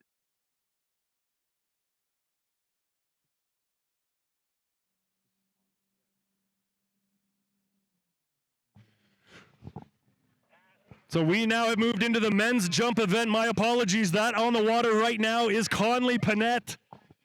Conley Panette from British Columbia sent an absolutely massive jump out in the preliminary round, 64.6 meter jump. And you heard me right, 64.3 meter jump in the preliminary round, electing to pass on jump number 1, timing not quite right. Con we heard that interview today. He's new to this competition scene, just fresh out of university and absolutely dominating, coming on so strong in the overall here. Currently sitting in 5th place in the overall, but he's new to this tour. He's just milking this experience. He's getting out there, just want to get behind the crowd, perform in front of a crowd, get the prelim and finals dialed in, and ski alongside the Joel Llewellyns, the Joel Polands, the Dorian Llewellyns, the Martin Colemans, the Louis Duplan Freiburgs, and he's right there knocking on the door to be right on those guys' heels in the next little bit. Yeah, no, I definitely see him as he works harder and he goes further into the future. I definitely see him as a future champion. Super strong skier. So going back to talk about that overall battle, so we mentioned just 4 points right now between Joel Poland and Dorian Llewellyn. Joel in the lead currently coming into this event. But then we look to Louis Duplan and Martin Coleman. They're also just sitting, Jared, 4 points away from each other. Such a close overall battle here for not only first and second, but a podium spot. Oh, this is just awesome. You know, being in France, some incredible skiing, but some guys pulled ahead. We had some people go down, and the women just like banged out incredible scores. Let's see what Conley's got here on jump number 2. Ooh, getting a little bit of an upper body crush coming off the ramp. You could just see that chest dropping, so his balance not quite ideal coming into the bottom of the ramp. You can hear that Mastercraft Turbo just absolutely launching him into the ramp. There is a switch that sits on the jump ramp attached to the rope, and you can hear when Conley turns, makes that approach to the ramp, that jump boat just floors it, giving him all the gas, launching him off the top of the ramp. 55.4. Not the best jump, but again, he's got a couple attempts at that. He's feeling it out. He's feeling the conditions. When you have a strong head like this, you want to try to maintain your speed out in the turn. If you don't maintain your speed, there's no way you're going to have a huge jump, and he's just going to bring it down on the next jump. Well, absolutely. We talk about that equation all the time. You need speed, you need flight, and you need height. And right there, Conley had the speed, but didn't quite have the height. He needs to get that kick off the top. Lost some distance there, but he's got one more jump left. As I said, 64 meters in the preliminary round, so he's capable of a lot more. Yeah, let's see how he does in his third and final jump of the day. Is this going to be bring him close to his tournament here? He's got to bring all three of those things together, get a nice, strong jump. Let's see if he can beat what he did yesterday, or at least get close to it, because it was an absolutely huge jump from him. So one jump remaining for Conley Panett. Let's see what he can do, making his wide approach to the ramp here, waiting to make his final turn, slingshotting himself into the ramp. Let's see what he's got. Final jump, Conley Panett driving up, kicking off the top. There we go. Much better jump from Conley. Unbelievable. You can see there a little bit of a wave to Joel Poland as he goes by. Right tip was hanging out. He was just pushing it, pressing it off the top, almost knocking on the door. Well, you can see he wasn't messing around there, really diving right off the top, embracing that headwind. Great stuff from him, waiting for the distance. I have Sasha here with her foot in the drink box, trying to ice down her foot. 60.6 meters. Incredible skiing, Sasha. It was so good to see you guys go all the way down to the wire and push it right to the end. Yeah, thank you so much. It's awesome to compete again, and it's awesome that we have such a huge crowd. Thank you guys for cheering and watching, and we really appreciate it. Thank you. Yeah, I'm really hoping to come back next year, so hopefully you guys will still be there and excited to watch us again. Thank you. So Sasha didn't have the opportunity to come to France, but now she's got points on the board. She's going to come on to Austria and then finish out the tour and be strong and be in contention for the year-end bonus. So 60.6 meter jump there for Conley on jump number 3. That's 199 feet. So knocking on the 200-foot door. And we're just one jumper into this competition. Yeah, as he came up onto the shore, it wasn't really what he was looking for, but he still had a really strong competition. It is one of his first pro events. So he's going to do super well in the future going forward. All right, so we're going to hop on with Conley Panett here, fresh off the water. Con, how'd things feel out there? I just couldn't quite get my timing right. There was a lot of wind, and I wasn't really ready for it, and the first two were kind of throwaway jumps. I really should have started with that last one, but it's the way it goes. Well, still a really strong overall round for you. That's got to be one of your better overall rounds. Yeah, it'll be around there, I think. I'm not, I don't know where it'll be compared to my best one, but I'm happy. Yeah, really good stuff, and really pushing on that last jump. We saw you come off the top, really attacking, kind of charging right off the ramp, man. You were really going for it. Yeah, I knew it was the last one I had. I didn't really have a good score on already, so I thought I'd just go for it in the last one and hope for the best. That crowd pump you out a little bit out there, help you on jump 3? Yeah, they're awesome. Hope they keep going all night. Awesome. Well, thanks, Conley. Great jumping, great performance from you. Really awesome to see. Keep it up. And now on the water, do not take your eyes off the water for 2 seconds, because we now move to our current defending world overall champion, the current world overall record holder. We've already seen him throw down some huge scores, 2 buoys at 10.25, 11,190 points. He's leading the overall coming into this event. But here he is in his favorite of the 3, Joel Poland of Great Britain. Let's see what Joel's got here on jump 1. So looking there, coming into the corner, coming into the turn, I thought Joel might be a little bit slow. We heard Conley say that wind caught him out a little bit, and that headwind the jumpers like because it helps him get up over the skis. It helps him with the height, but as Jarrett mentioned, it makes things a little bit harder to get the speed. So Joel's a little slow on that one, but lots of height. Absolutely great stuff from him. I need you guys to make some noise. Put your hands together. Joel feeds you on your energy like nobody else. This kid needs you to get loud. He needs you to pump him up. But right now we're going to go to Kennedy Hansen. Kennedy, great skiing out there from you. Is this your first pro event? No, not my first pro event, but my first overall tour, but I'm super happy to be here. Super happy to be in Canada. It's great to come out here. Yeah, great learning experience. Well, it's awesome to watch you ski. You really went out there. You were looking like a competitor, 10 years older than you really are, and really great things coming from you in the past. What was your favorite thing about skiing here in Calgary? Probably the crowd. Yeah, they really help, huh? So you guys heard that. You guys heard Kennedy first right from her mouth. You guys get on your feet. You make some noise for each one of these athletes. It truly does help. You guys really help make Kennedy's day out here. So Kennedy, what are your plans next? I'm going to head out to Austria for the next overall tour stop and looking to ski a little better there. Awesome. Well, a little better each time. You really did awesome. It's been a pleasure to watch you out there. What performance was your favorite today? About mine? Yeah. Probably my slalom. Slalom event? Yeah. Very cool. We're going to go back onto the water for Joel Poland. Here he comes in for his second jump, coming in nice and late, trying to go as far as he can, coming in to jump really strong, huge pop up off the top, really excellent jump. He was feeling that one as he nailed down. My goodness. Oh my goodness, that was huge. Anytime you hear Joel Poland land, throw the fist, give that yell, you know that's going to be a long way, throwing the side slide around the turn island. Get on your feet, make some noise. Watch this replay, watch this lift off the top, float over the top, 65.3 meters on jump number 2. He's got one left, 65.3 meters. He is our current leader, but he's only 4 points ahead of Dorian Llewellyn. So basically, everything's a wash from here on in. Slalom doesn't matter, trick doesn't matter. They're essentially tied from all intents and purposes. Whoever wins this jump event is going to take the Open title here in Calgary. I cannot wait to see how this unfolds. Unbelievable stuff and a huge second jump. And Joel's still got one more. Yeah, I know he's still got one more, and he's definitely going to try to bring his best, but this is going to come down to the very last jump by Dorian Llewellyn. It's going to be super close all the way through, threading the absolute needle on here. So we'll see what Joel Poland does on this third and final jump. And Dorian knows that this is it. It's all about jump. There's no calculations needed. It's not I need to beat him by 4 feet, 5 feet. It's heads up jumping. Who can go the farthest on the day is going to take that overall title. These guys just leaving it down to the wire again. This is exactly the same situation we found at the World Championships.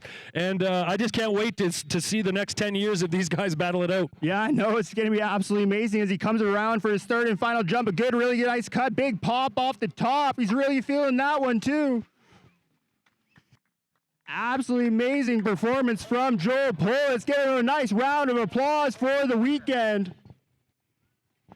So that will conclude Joel's overall round. An impressive overall score from him. We saw that 11 points. And look at this. Joel's going to come by the crowd. Oh, he's the man for the crowd. Had a jump of 64.8 meters on that final one.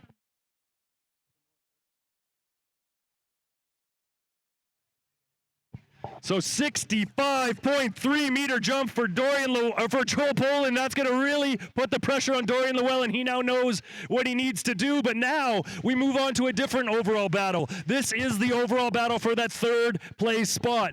Also, these two gentlemen, Martin Coleman, Louis Duplan-Freiberg, they're also 4 overall points apart. And that's 4 points out of a possible 2,000. So I'm not very good at math, so I'm not going to tell you what percentage they are close, but it's very, very close. Yeah, I know it's going to be an absolute amazing battle coming in here with these last couple final skiers.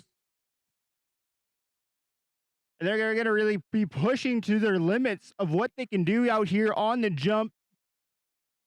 It's going to be awesome to see. So, folks, don't go anywhere.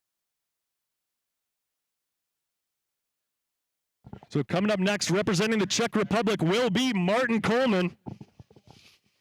Currently sitting just 4 points behind Louis Duplan-Freiberg. So let's make some noise. We talked earlier, he has not gotten a chance to train as much on his jumpers as he would like. We saw him come out early in the competition in the preliminary round, starting with just a single weight cut, getting himself warmed up. We were still able to get over the 55-meter mark yesterday. But when I was talking to him, he was saying, the crowd always motivates me. I know I haven't been training so much. My confidence isn't that high, but as soon as I see that crowd, all that goes out the window. I'm going to send it. And he knows if he gets a big jump here, he's going to force the hand of Louis Duplan-Freiberg, and he's right on the cusp of making it on that podium spot. So 2 absolutely neck-and-neck battles, 2 of the closest overall battles that I've seen 4 points separating first and second, 4 points separating third and fourth. Just absolutely incredible. So Martin Coleman right now on the water, he knows that he's going to need a big jump on one of his three here. Louis Duplan-Freiberg watching eagerly on the dock. And again, this is just like Jordan and Dole. This is heads-up jumping. These guys don't need to beat each other by 5-6 feet. I don't have a buffer here. This is heads up, head-to-head jumping. The guy who jumps farther is going to be on the podium here. So let's see what he can do. Pulling out wide of that towboat. Yeah, waiting to make his final turn to the ramp. Coming in with three-quarter jump there. Huge, nice pop-off, just feeling it out. This is only his 4th jump ever off the jump here at Predator Bay. So just feeling things out once again today. He's still got another 2 jumps to go.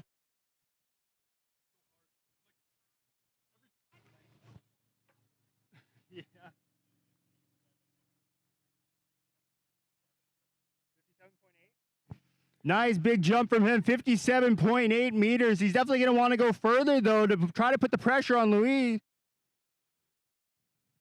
So, he's going to go around for he's got 2 more jumps, going to go back around. It's going to be super close battle for 3rd place.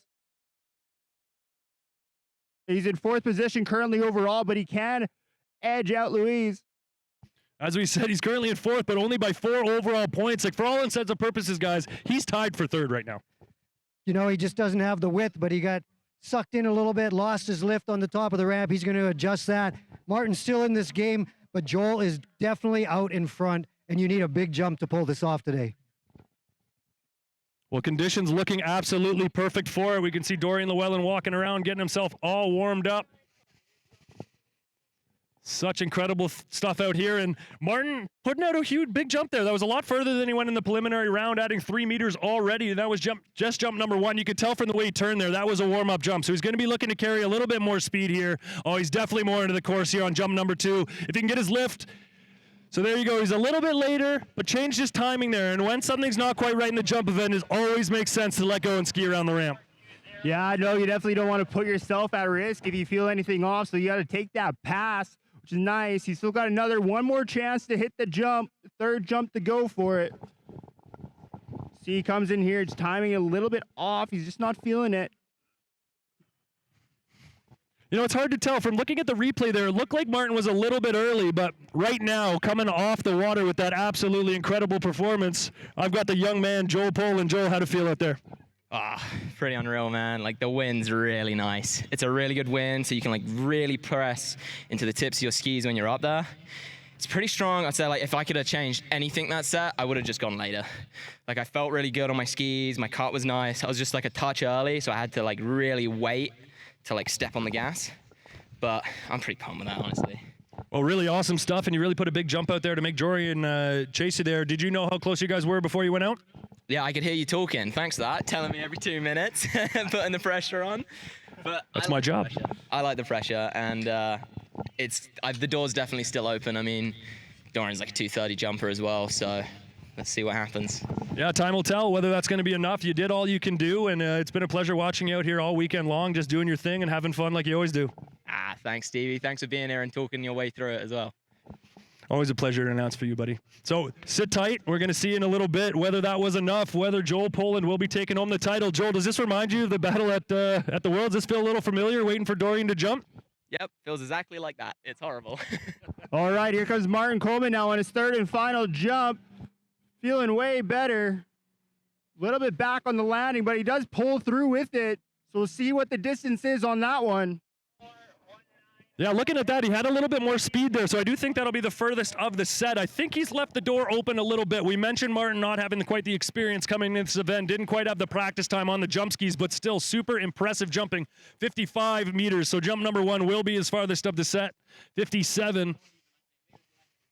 And we have Louis coming up next. So as we said, they're essentially tied here. Essentially Martin and Louis coming into this event neck and neck, 4 overall points apart. So new Louis now, he's got his score in his head. He knows what he needs. He's got that 57-meter score in his head. He surpassed that by quite a bit in the preliminary round.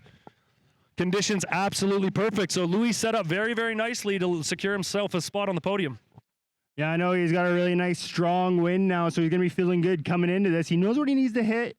He hit it yesterday. He knows what he can do. He's going to bring it on to try to beat Coleman here.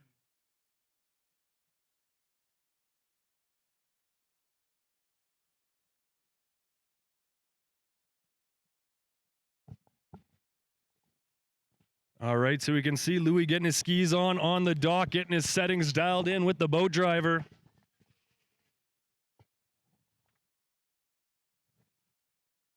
So Louis Duplant-Freiberg from France coming out next. One of the things you'll see on these jumpers, you'll see what we call the jump sling. We talked about it a little earlier, but it's this belt that they wear around their waist with a loop in it to put their arm. As they come into the ramp, there's so much power from that towboat. These boats have in excess of 500 horsepower, and they're giving the skiers every single horsepower coming into the bottom of that ramp. So that jump sling just keeps that arm secured into the right in tight to their body, just to keep that body position and make them make it a little bit easier to carry their direction and come off the ramp in a good place. But here we go, our second last jumper of the day from France, Louis Duplant-Freiberg. One big jump could land this young man on the podium. He was our champion in France. When I look here, it does look like it's going to be a little bit out of reach for him to take down Joel Poland and challenge the likes of Joel and Dorian, but a big jump here will surpass Martin Coleman and will earn him a spot on the podium. Yeah, it's gonna be really close coming into this first jump here. He does have 3 attempts to try to surpass Martin Coleman. It's gonna be really good, but I don't think he's gonna be able to pass Joe Poland though. It was a super strong jump, so we'll have to see.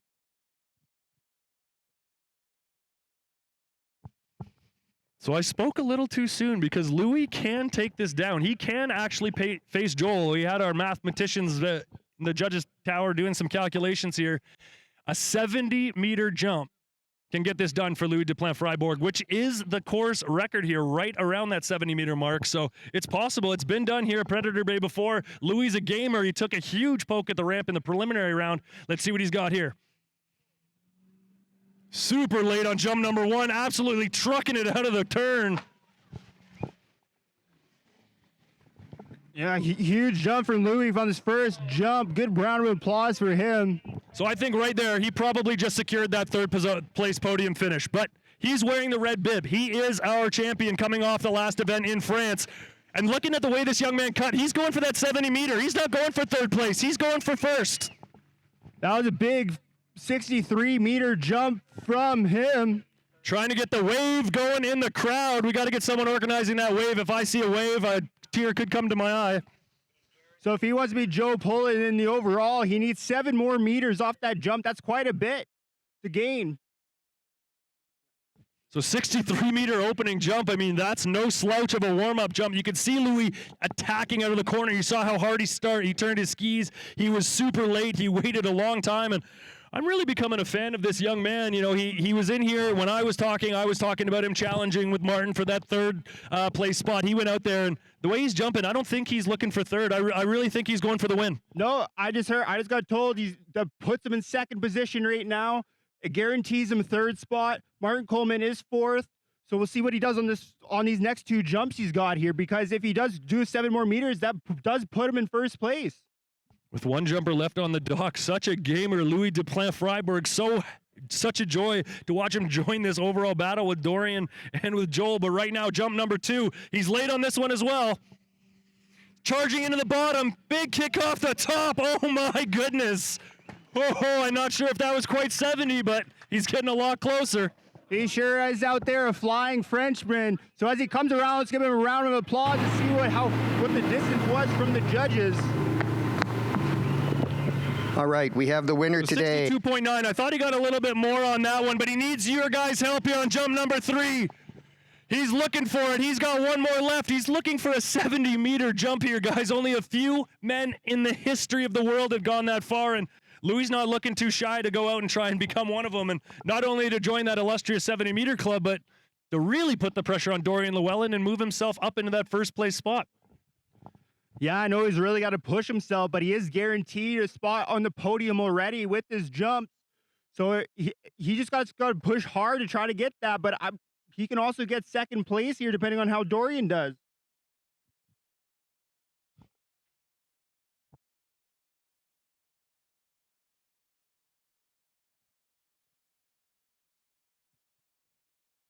So we see here Dorian looking on, getting ready, getting his skis put on, going to see how Louis does on his third and final jump. So he knows what he has to do out there.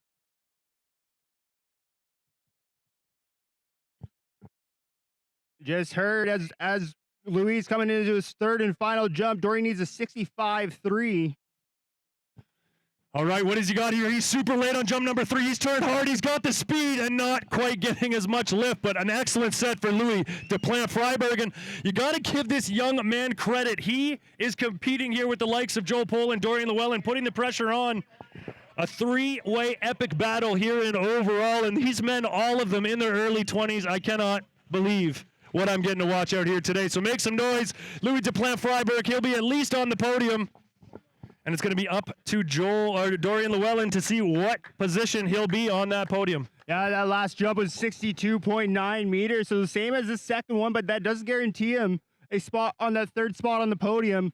Now let's just see what Dorian Llewellyn does, because for Dorian Llewellyn to win, he does need a 65.3 meter jump.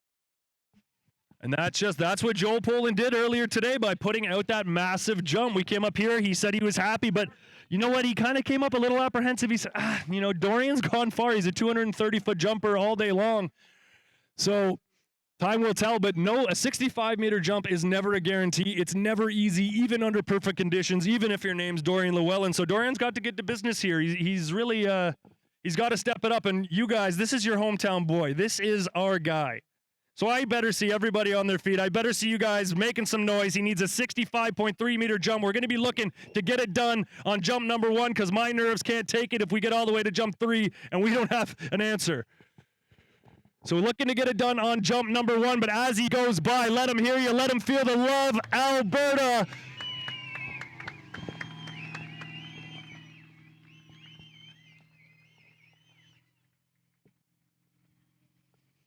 There you go. He heard you. He acknowledged you. He's locked, loaded, and ready to go. He knows how far he needs. He's focused. Can he get it done on jump number 1? We have 3 jumps left here in this competition.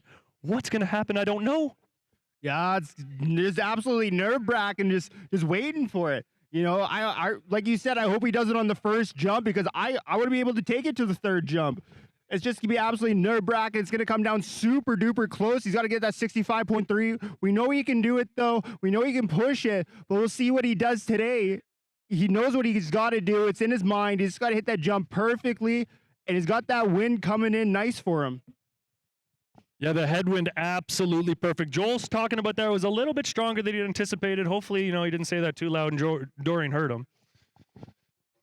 Go out there giving his competitor the adjustments he needs to make, but that's the way she goes in the jump event. So eyes on the water. Dorian Llewellyn, jump number 1. He's pulling out wide of that towboat. Waiting to make that patient turn, slingshot himself into the ramp. Can he get it done? Let's see what he's got here. Booting up off the top, over the tips. Oh, baby. Oh, baby. I can see the face of Joel Poland. Was that enough? That is going to be so close on jump number 1. 62.7, so he needs more. Let's get louder. 62.7, 2 more meters. Joel Poland's out here getting a little bit nervous. Just watching Dorian go.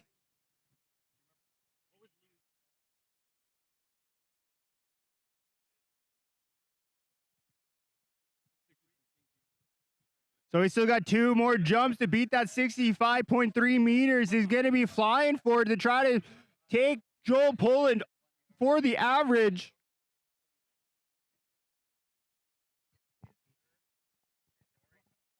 This is absolutely nerve-wracking. So going to his second jump.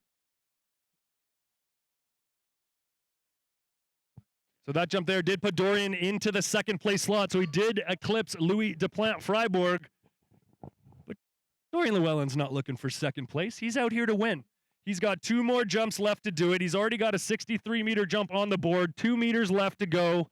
He has hit that 70-meter mark before.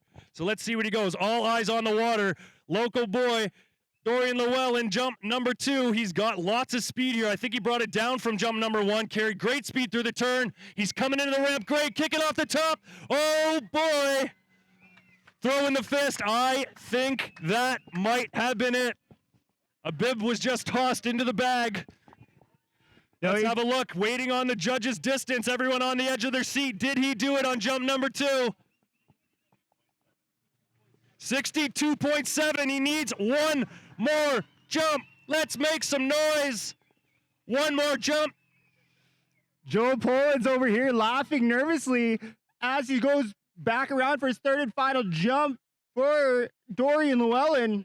Going to be come down super duper close for the Canadian boy to take the great man for Great Britain off the top podium, but he is guaranteed second place.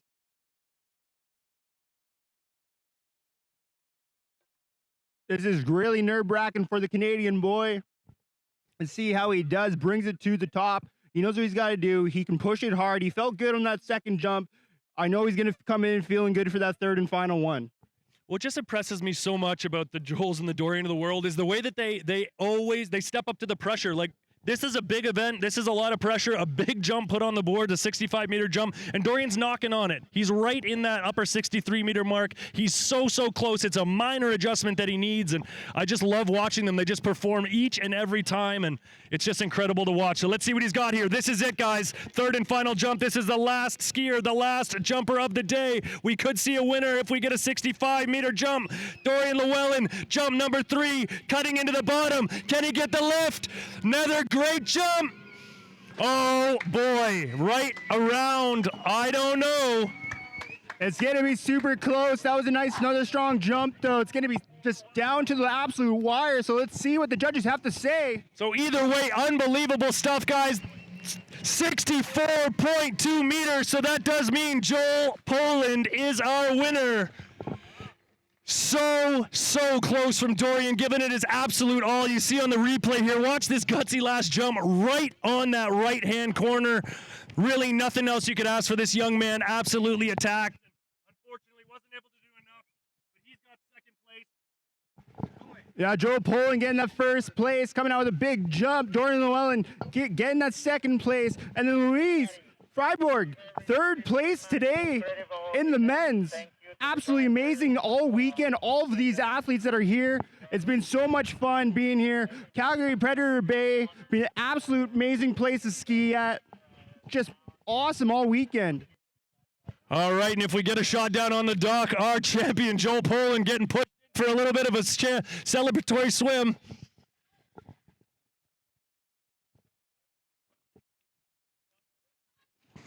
And there they go in. Perfectly executed suplex by Louis Deplat Freiburg. But that is our champion, Joe Poland. So the podium sits, Joe Poland on top, Dorian Llewellyn in second, Louis Deplat Freiburg in third. And just thank you guys so much for coming out and watching. Thank you for cheering on all of these skiers. You guys were an amazing crowd. Thank you for giving us all of your support and love. Thank you to Predator Bay. Thank you to WorldWaterSkiers. Thank you to Jarrett Llewellyn. So just want to give you some updates on the whole tour. We got Brooke taking out the lead on the overall tour. And then Paige is not able to be here, so she's in second. Then who was Kennedy? Then Sasha, and then Kennedy would be round out the overall tour going into Austria.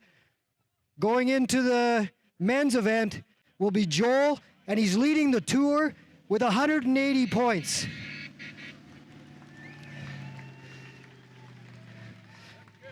Second place on the tour, Louis will drop to second place at 170 points, only 10 points behind. Dorian will be third at 140 points. Martin Coleman at 120 points, and Conley Panette will get his first World Water Ski points at 50. But the race is head-to-head going into the next event, and there's 4 events, and the rules are they get to throw out their bottom score. So this is an awesome overall race. It's going to go all the way down to the wire, and that's the way we like it, Stevie. Thank you guys for coming out, and come down to the awards ceremony just over the bridge by the Red Bull Arch, and we will be handing out some checks and some awards. Thank everybody for coming. Had a great time, and thank the sponsors, and check out the website and write and join WorldWaterSkiers and let us know how you're involved in the sport. Yeah, thanks so much, Jared. Thanks for coming up with this concept. You're really the man to thank for everything we saw out here today. So big round of applause for Jarrett Llewellyn and the whole crew at WorldWaterSkiers. So round of applause for all you guys, and thank you guys. I'm Stevie Collins. I'm Blaine O'Brien. And we're signing up. Have a good night. And thank you so much to all of our Calgary sponsors. Tourism Calgary, be part of the Energies, Shoe Swap Ski and Board, Water Ski Wake Canada, Water Ski and Wake Alberta, the Alberta Government, Mastercraft Pro Star, Lake House, Kelsey Trailer, the Vern Oberg Legacy Fund, Spectrum Equipment, and the Weber Academy. Also, huge thank you and shout out to our World Water Ski Tour sponsors, White Cross, Centre Nautique, Shoe Swap Ski and Board, Acquire Clothing, Splash Eye, HO Ski Syndicate, and Dreammakers Foundation, and of course, Red Bull for making this event happen. So thank you so much to all of our sponsors. We hope to see you all at the awards. Thank you so much.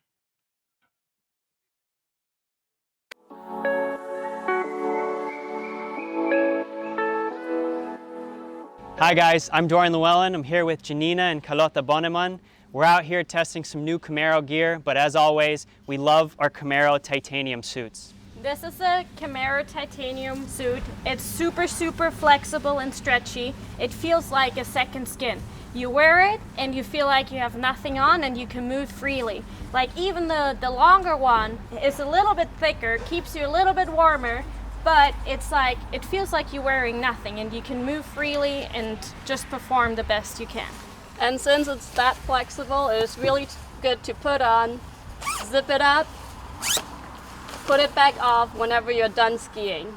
Not only that, and not only will you look stylish going down the lake, but also there's no drag on the suit, water just runs straight off of it, keeps you warm. So in general, I think you're gonna have your best set ever with the Camaro Titanium Pro suit.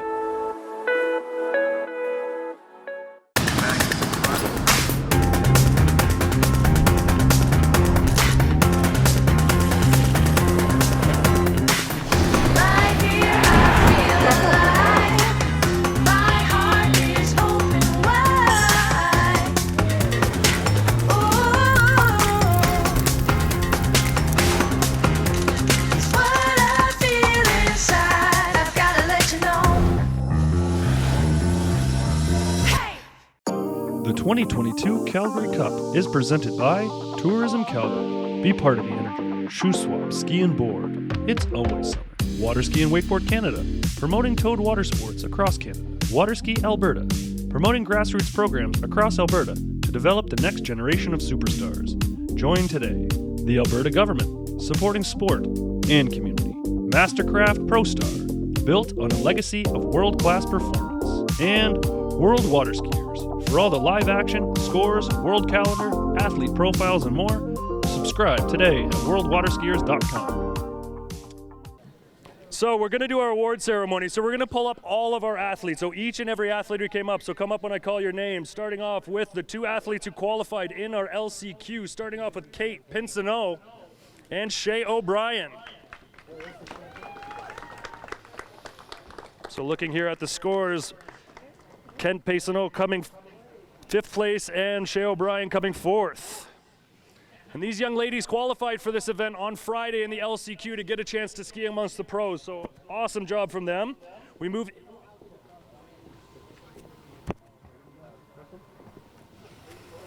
So now we move on.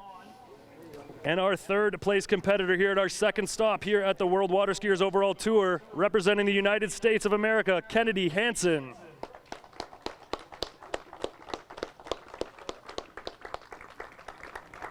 Absolutely great skiing from her.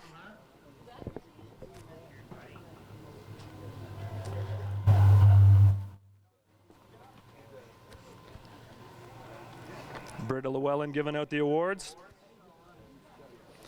In 2nd place with a score 2,865 points, Sasha Denyaskaya.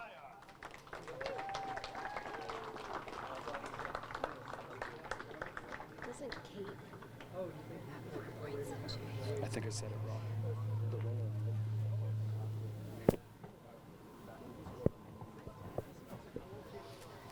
And our champion here at the 2022 WorldWaterSkiers Overall Tour, Brooke Baldwin.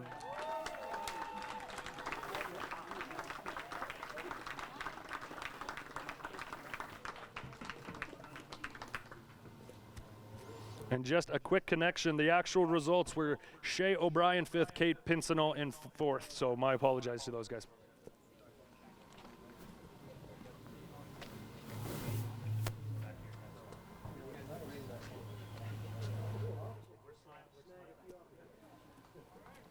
All right, round of applause for all of our women champions.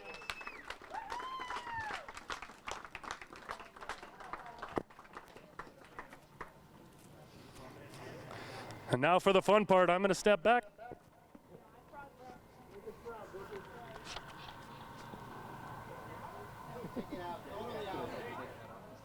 Shake it.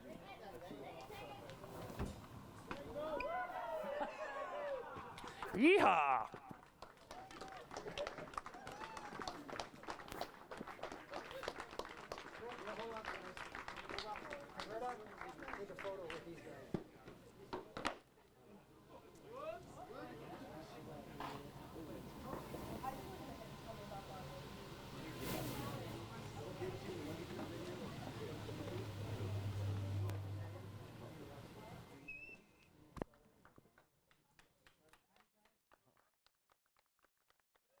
Round of applause for all of our skiers.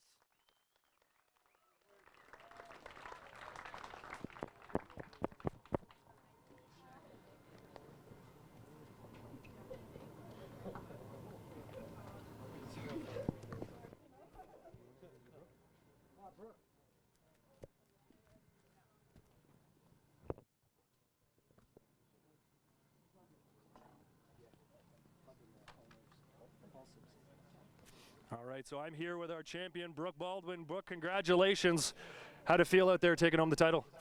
I'm pretty excited. I just wanted to thank all of the owners in the club that they allowed us to come and ski and have fun. What was your favorite part? I think just the skiing part and being able to see the crowd. We normally don't get a big crowd like that, so that was really exciting. What about being interviewed by me? Always a good time. Awesome. Well, great skiing out there, Brooke. You took the title home, and congratulations. And one more stop left on the tour. Two more. Two more stops left on the tour, sorry. So moving to Austria next. What's your plans there? Hopefully to do the same thing, but that's the goal. Win again. I like it. Awesome, Brooke. Congratulations, and we're looking forward to seeing you the rest of the tour. Thank you. I'm so awkward. All right, we're going to move on to our men. Thank you. In 7th place, Lucas Panette. Again, Lucas was one of our athletes who qualified in the last chance qualifier, so he skied on Friday. He earned one of those 2 final spots to ski amongst the pros in the prelims yesterday. The other winner of that was our 6th place winner, Carter Lucas.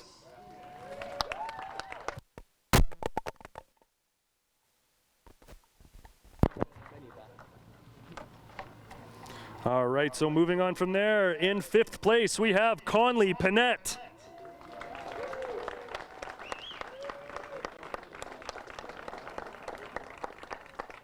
In 4th place, representing the Czech Republic, Martin Coleman.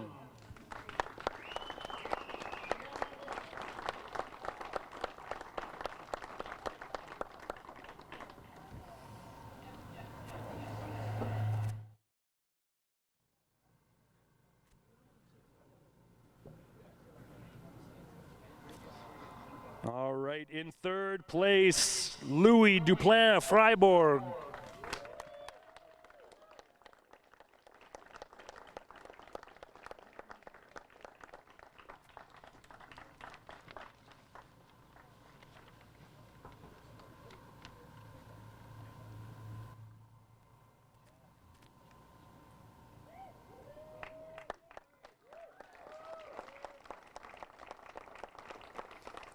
In 2nd place, representing Canada, Dorian Llewellyn.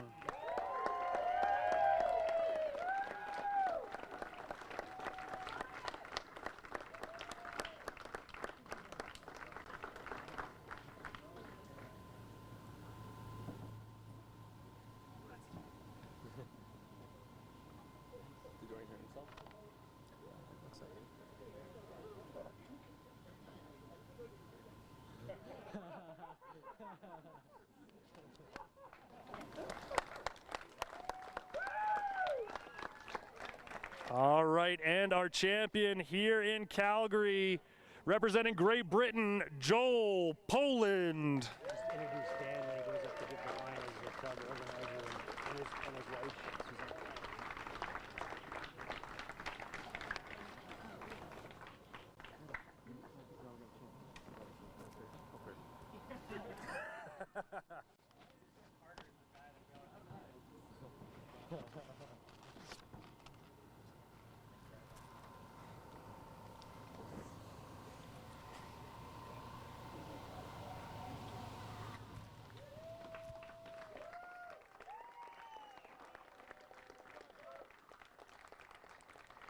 All right, guys, and a big round of applause for Dan Velchik.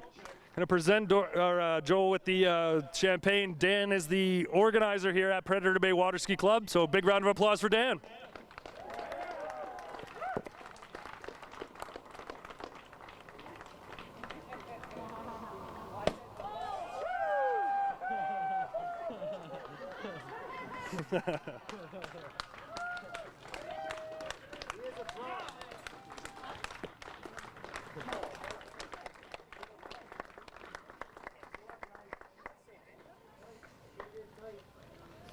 So as we pose for this picture, I think really cool just to acknowledge the fact these junior skiers getting a chance to stand toe-to-toe with the best skiers in the world, one of the coolest parts of this concept here at the World Overall Tour. So big round of applause to all of our skiers.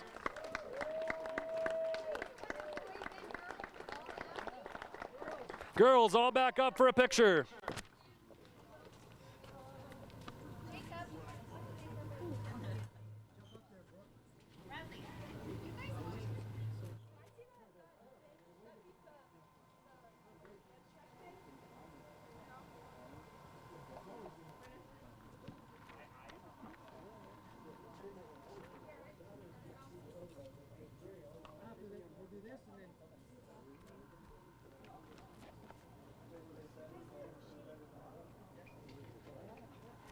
All right, guys, one more time. Put your hands together. Make some noise for all of our finalists.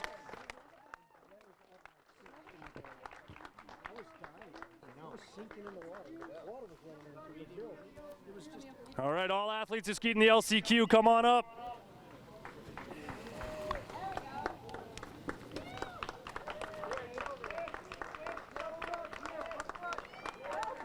Pierre up front.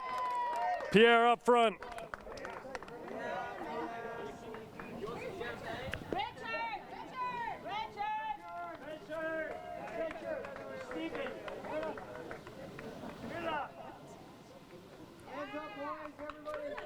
Honorable mentions to Richard Lufty.